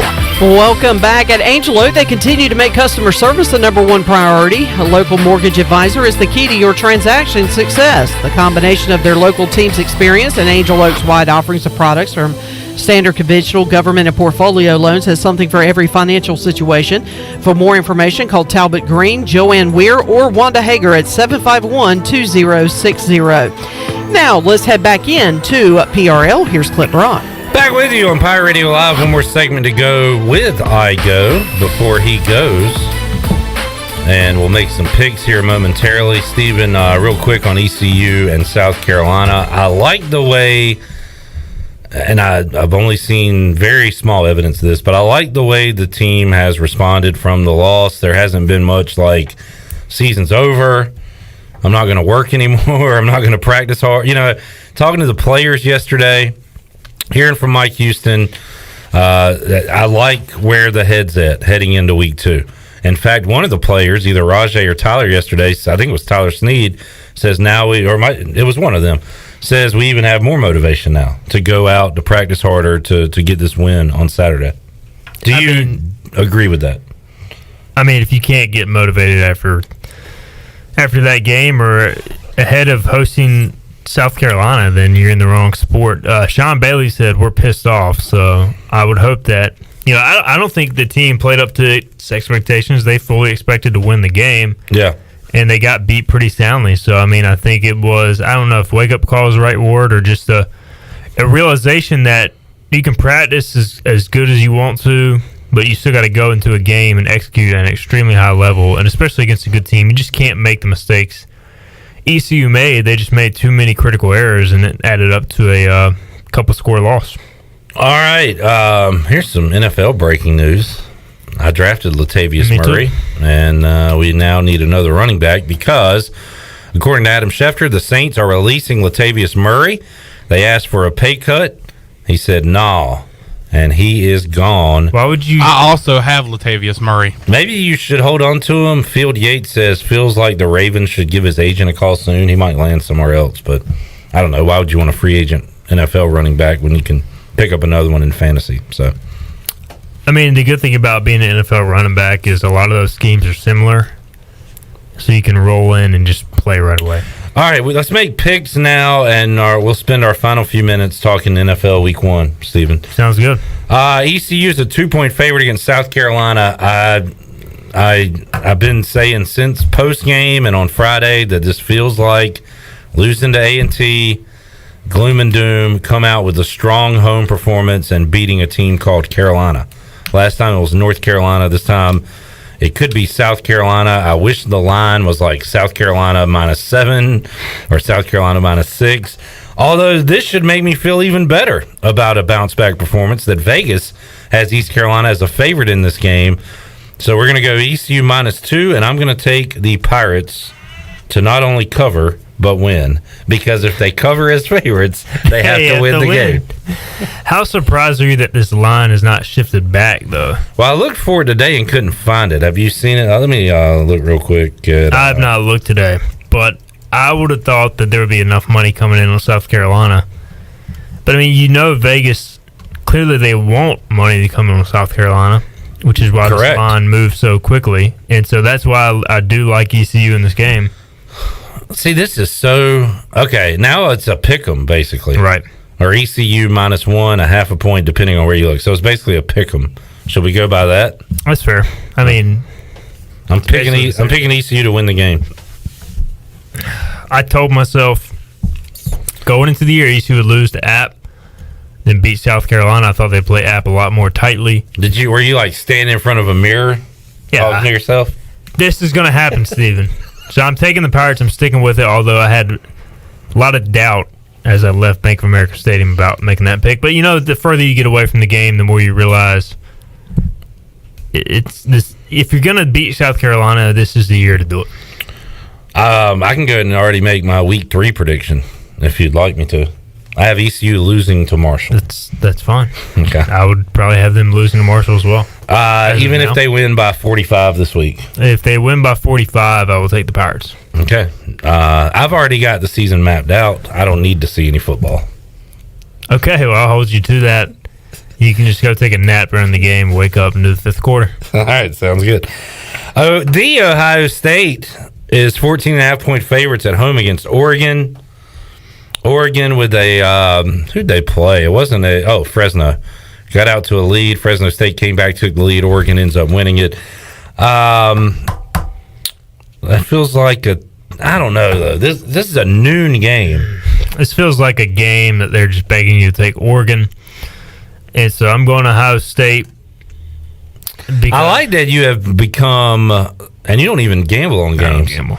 You have become very savvy to the lingo, Stephen. Ohio State played not great last week against Minnesota. I think that gives them a lot of motivation to clean things up, and I think they waxed Oregon. By the way, we were both 2-2-1 last week, so solid 500. Solid. Yeah, we'll take it. I'll take 500 any day. I will go against you here. I'll take the Ducks on the road plus 14.5. All right, Iowa State is a 4.5-point favorite against Iowa. This line, let me see what this is today. This is very fishy to me. After what Iowa did to Indiana and after what Iowa State did, and yeah, it's 4.5. I feel like Iowa State almost loses to Northern Iowa every single year. Well, last year they opened the season with the loss to Louisiana. Yep. I'm going to Iowa State. I think Iowa State's the better team. You know why, Steven? They're begging you to take Iowa. Surprised you didn't say that. They are begging you to take Iowa, and the way Iowa played last week, a lot of people are going to take Iowa. Therefore, I'm rolling with the Cyclones. I am a complete sucker, and I'm going to take Iowa. Miami, -8 against Appalachian State. I'm taking App State. I'm telling you, I'm going all sucker plays this week. Who does Miami play next week? Why would that factor in? Because I'm trying to see how they're going to bounce back after just getting their teeth kicked in versus Alabama. Of course, you bring up the Miami Dolphins schedule. They play the Patriots. Wow, they're really going to be challenged. Ooh, at home against Michigan State. Yeah, give me App State. I mean, you sandwich in App State between Michigan State and Alabama. I think this game... Miami escapes with maybe a field goal victory or something, or loses outright. Just straight wins. I just feel like App State has enough talent. Like this is they're not good. Like a shocker thing. No. I feel like they can keep up with them. And I added this one because there was a lot of uniform talk this weekend. What game did you watch, Steven, that had the best uniforms in your opinion? Anything stand out to you? Sissy Blues from UCLA. A lot of people liked Ole Miss last night. My favorite uniforms were Saturday night, late night. I was watching BYU Arizona. I didn't even watch that game. Something about those BYU Blues I really liked. And they are 7-point dogs against Utah. I thought Penn State, Wisconsin had some good uniforms. Pretty classic, right? Mm-hmm. You being serious? I mean, they were good, but like I was just kind of making. They were boring. Yeah. Ole Miss has some good ones. What do we think of East Carolina's? I like them. Yeah, I like the white on white.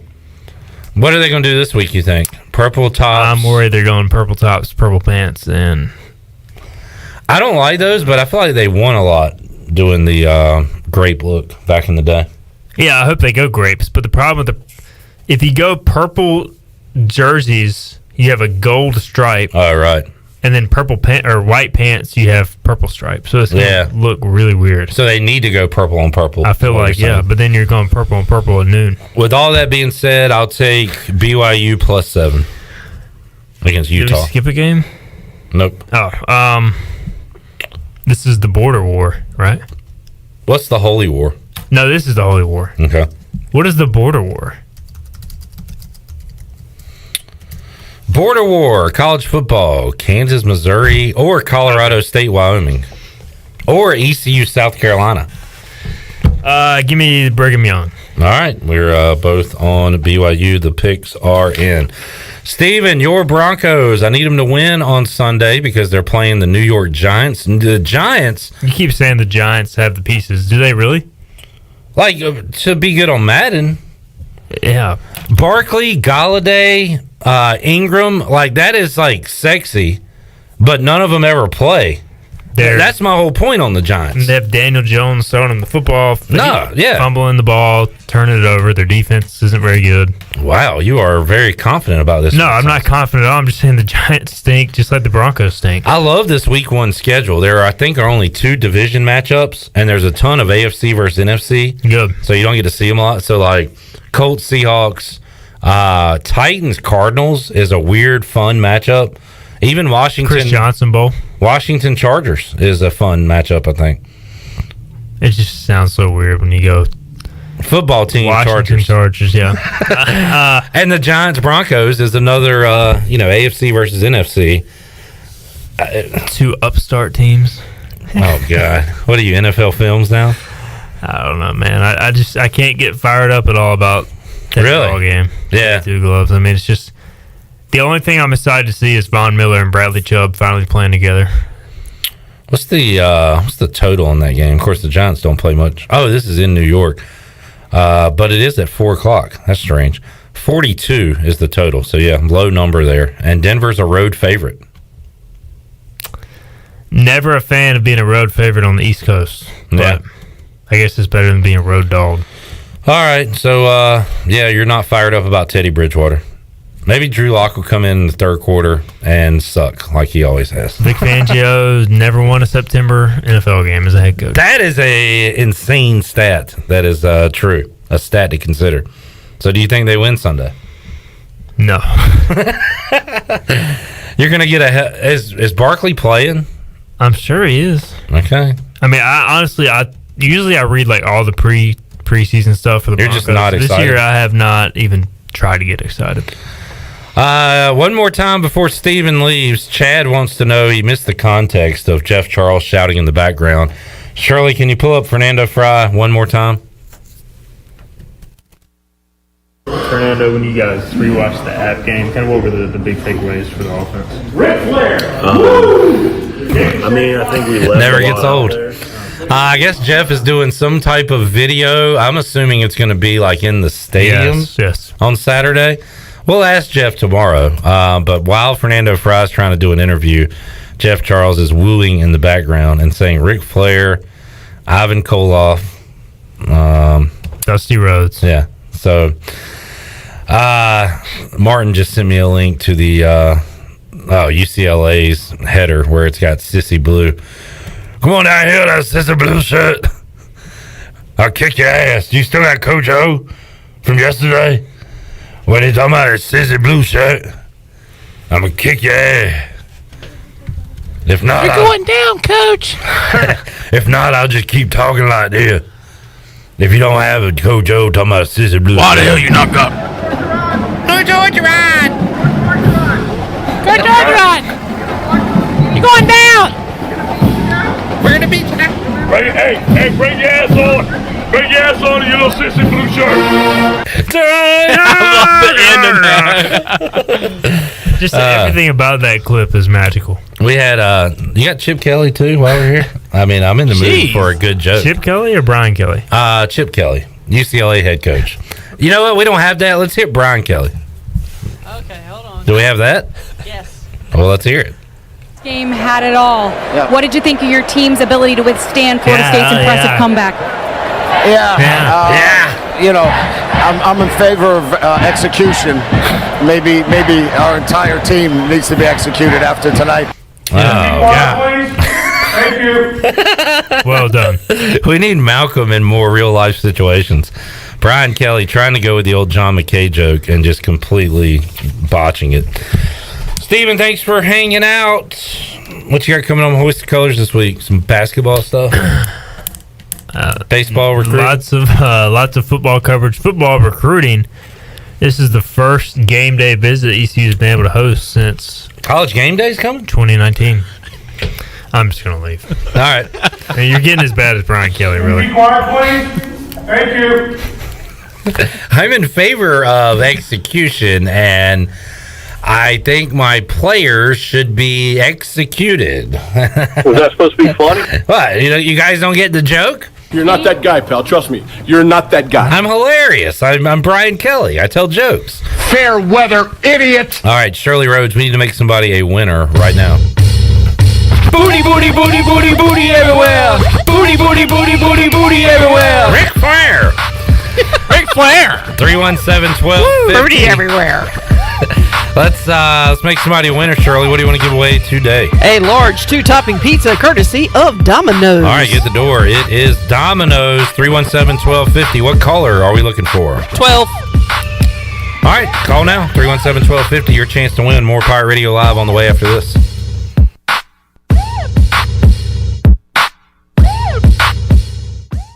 I can't think of anyone who doesn't love a clean car, but how often do you actually go to the car wash? Does it take too long, or maybe it's just not a very nice place? Tommy's Express changes everything. Our wash is bright, inviting, clean, and fast. I love the flat conveyor belt. So easy to pull onto, much smoother ride, and safer for my car. And when you join Tommy Club, you can wash as often as you like for one low monthly price. I save money and time. We're Tommy's Express. Tommy's Express Wash, now open on the corner of Greenville Boulevard and Red Banks Road in Greenville. Hey Pirate Nation, this is Amanda Houston, and when it came time to make the game-winning play for relaxation at our house, I made the right call to Jamie Lang and Carolina Hardscapes. Jamie and his team built the backyard oasis of our dreams with a beautiful custom paver patio, outdoor lighting, and fireplace. Make your backyard incredible and call Carolina Hardscapes today at 364-1201 or visit their showroom on Fire Tower Road across from Bostic Suck. Go Pirates! At US Cellular, we believe you should get more of the latest 5G technology for less of your hard-earned money. Right now, get up to $1,200 off any 5G phone. The choice is yours. Any of our 5G phones with no trade-in or hidden fees. US Cellular, America's locally grown wireless. Terms apply. See uscellular.com for details. Now that life is returning to normal, we have found a lot of good things that came from the pandemic. One of them is not having to go to the wireless store anymore. The Cellular Warehouse team has been in the business of delivering phones to your home and office for 20 years. People found out about our free delivery service and love the ease of getting a new phone, tablet, or hotspot. Call Toby Williams today at 252-799-7051 so you can start experiencing the joy of never going to a wireless store again. Cellular Warehouse, your local U.S. Cellular authorized agent. My whole business just went up in flames, but my agent was there before the fire was out. We started a plan. I've got 25 employees who could be out of a job if we didn't get this place running again. My independent agent and auto owner's insurance, they made sure we didn't skip a beat. I mean, we didn't miss a single payroll. That's incredible. For whatever lies ahead, we're always there. This is Jeff Gibson with Town Insurance in Greenville. Call me today at 756-8300. Go Pirates! For years, Callie Ann Phelps has been singing about Phelps Chevrolet. Phelps Chevrolet is the one for you. Low prices, service too. See the big dealer right away. Carolina's finest, Phelps Chevrolet. And you'll agree with what Skylar Phelps has to say. Nobody beats Phelps Chevrolet's prices. Nobody. The name you can depend on. Phelps Chevrolet. Get you one. Find new roads with Chevrolet. Then come find yours at Phelps Chevrolet in Greenville. Are you ready, Pirate fans? Free Boot Friday is back. Uptown Greenville invites you to Free Boot Friday, the official pep rally of home ECU football games. Join fans for live music, food, beer and wine, children's activities, and more. Brought to you by Wells Fargo, the Free Boot Fun takes place from 5:30 to 8:30 p.m. each Friday before ECU home football games in the 5 Points Plaza. Visit uptowngreenville.com for more information. And as always, go Pirates! Hey, this is Troy D, proud ECU grad from the class of '94. And if you know me, you know I love the '90s here at ECU. It was some of our glory days, including bowl games, the Peach Bowl, and even a March Madness appearance. Relive those days with my friends from Tailgate Classics. Tailgate Classics is a cool retro store with all types of merchandise, including the '90s ECU vintage tees and hats. Check out Tailgate Classics in person, 304 Evans Street, or online at shoptailgateclassics.com. Tailgate Classics, bringing back the throwbacks. Hey everybody, this is David Glenn, and you're listening to my favorite station in Eastern North Carolina, Pirate Radio, the voice of the Pirate Nation.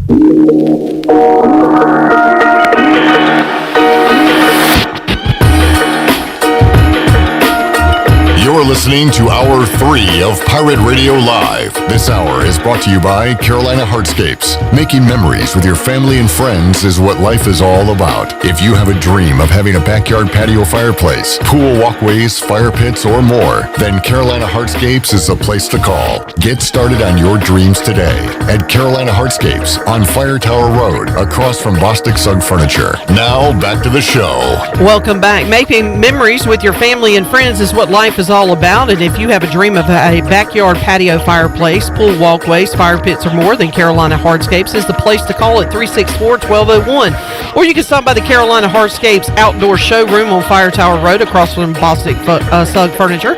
Get started on your dreams today at Carolina Hardscapes. And congratulations to Jeff Dover, who won a large 2-topping pizza courtesy of Domino's. Get the door, it's Domino's. Domino's of Greenville has 3 locations to take care of you. Every day, all 3-topping pizzas are only $7.99 each for carryout only. And you can order online today at Domino's.com. Now let's head back into PRL. Here's Clip Rock. All right, Red Rover, let Jeff Dover come over. I know, right? Clip. Yeah. Stop.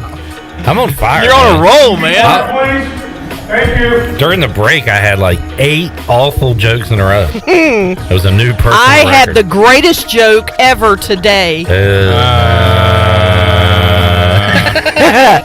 You guys didn't find it funny. I found it stinking hilarious. Are you going to tell it? No. Now that's funny. I don't even know if it should go on air. That's why I'm not mentioning it. Probably not. You dirty jokester. Yeah, we got freaking. Oh, I'm a dirty jokester. We got dirty Don Rickles over here. I waited all day to call my 9-year-old godson to tell him that joke. Who's the guy? Why am I thinking Andy Van Slyke?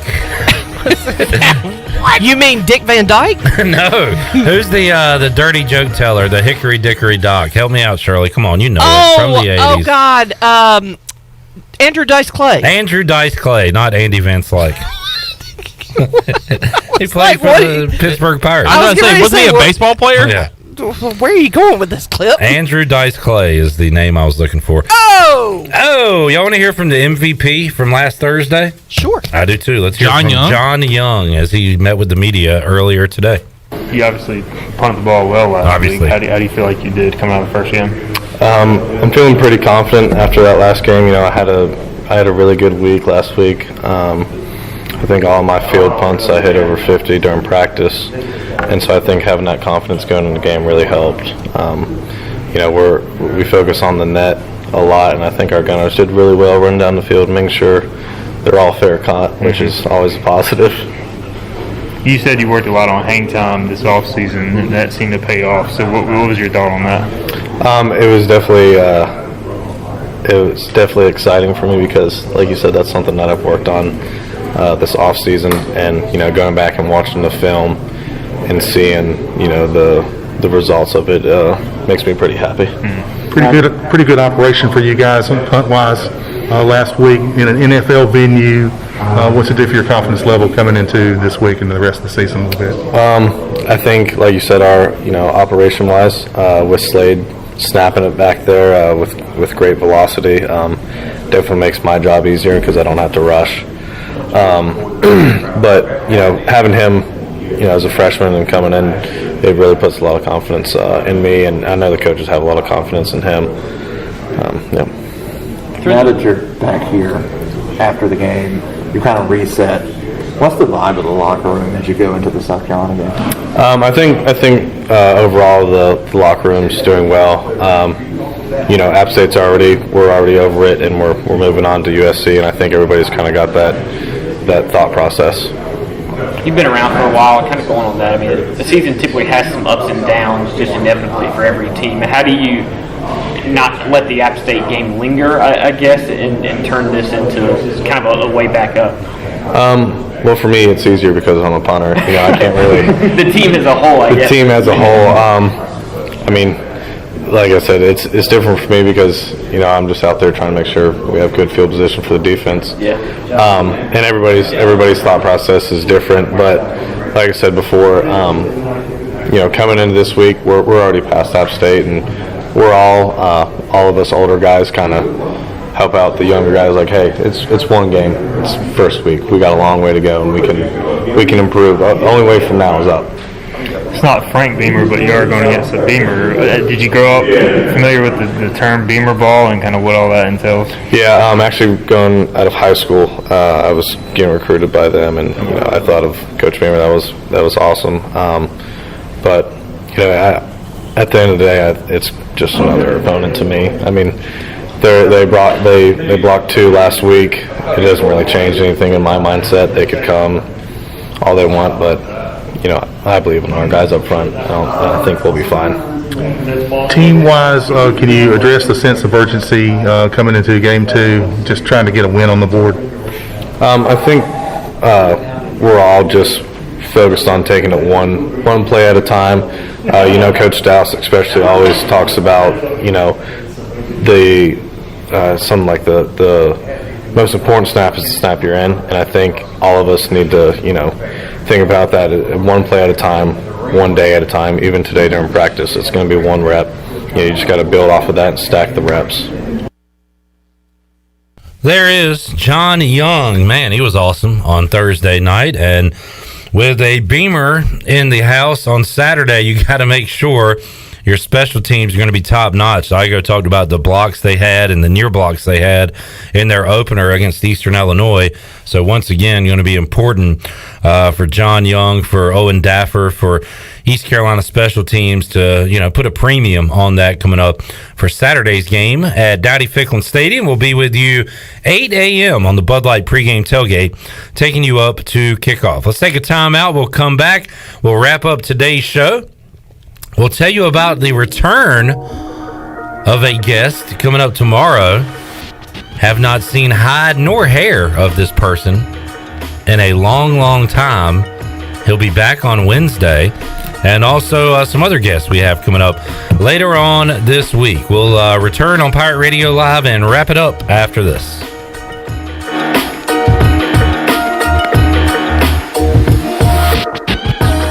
Pirate Nation, your ECU football team is getting ready for another season, and they need you inside Dowdy Ficklin Stadium. Football season tickets are on sale now, and great seats are still available. Come out and watch your Pirates take on SEC opponent South Carolina, preseason top 10 Cincinnati, and many more. Season tickets start at just $99 and can be purchased online at ECUPirates.com or over the phone at 1-800-DIAL-ECU. Buy yours today, and let's bring back Rowdy Dowdy. Go Pirates!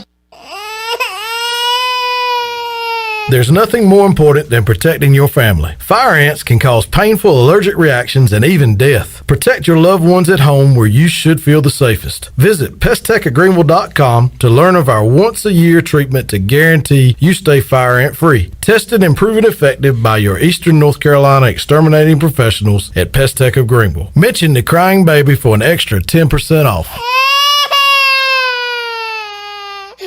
Hey Pirate Nation, this is Tom Brown from Brown & Wood Buick GMC Truck. We've been serving the Pirate Nation in Eastern North Carolina for 83 years. We have 4 brands, 3 generations, 2 showrooms, and 1 goal to make sure you leave a happy customer. This month at Brown & Wood, get an all-new 2021 Buick Encore GX and save over $2,650 or 0% for 72 months. As always, Brown & Wood is the home of the lifetime powertrain warranty. We're located on Greenville Boulevard next to the Convention Center, or shop us online at brownandwoodauto.com. In sports, if you think joy only happens after you win, think again. Look at the world's most successful athletes like Serena Williams, Brooks Koepka, and Alex Morgan. They don't spend all their days grinding away. They take time to enjoy themselves, like getting together with friends over a Michelob Ultra, because they know that happiness is the key to winning, and that joy is the whole game, not just the end game. Michelob Ultra. 95 calories, 2.6 grams of carbs. It's only worth it if you enjoy it. Enjoy responsibly. AB Michelob Ultra Light Beer, St. Louis, Missouri.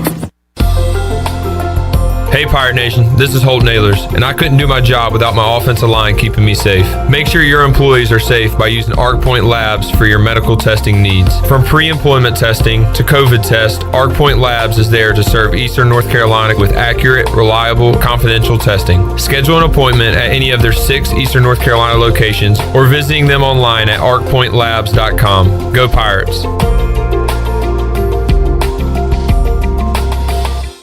Be sure to check out David Price Construction for all of your commercial or custom residential renovation and building needs. Run by ECU alumni, David Price Construction specializes in commercial projects, maintenance on facilities, and large-scale residential renovations and additions. Proud to be voted the Remodeler of the Year by the Home Builders Association of Raleigh-Wake County in 2018 and Best Business Commercial Remodel Project winner for 2020. David Price Construction, the proud ECU Home Services partner.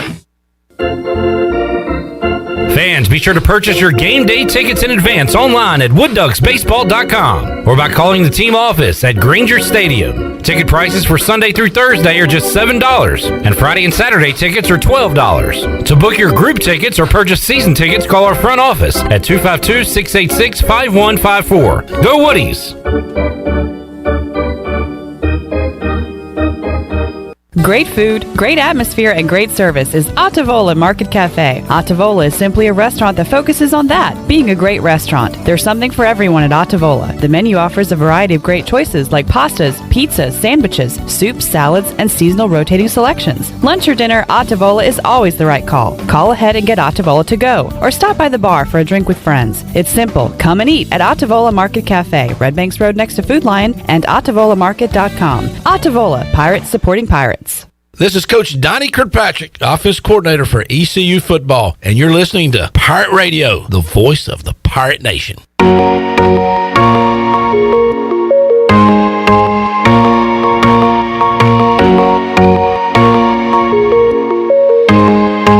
You're listening to Hour 3 of Pirate Radio Live. This hour is brought to you by Carolina Hardscapes. Making memories with your family and friends is what life is all about. If you have a dream of having a backyard patio fireplace, pool walkways, fire pits, or more, then Carolina Hardscapes is the place to call. Get started on your dreams today at Carolina Hardscapes on Fire Tower Road, across from Bostic Sun Furniture. Now, back to the show. Welcome back. Taking a look at your stock market report for today. The Dow was down 269 points and closed at 35,100. The NASDAQ was up 10 points at 15,374, and the S&P dropped 15 and closed at 4,520. That is your Wells Fargo Advisors financial report. For a personal look into investing, call Wells Fargo Advisors today at 756-6900 in Greenville.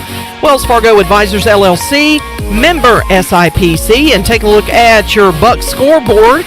Here is your latest AP Top 25. Of course, Alabama number 1. Georgia moves to number 2. Ohio State's number 3. Oklahoma drops from number 2 to number 4. And Texas A&M is number 5. Clemson, Cincinnati, Notre Dame, Iowa State, and Iowa round out the top 10.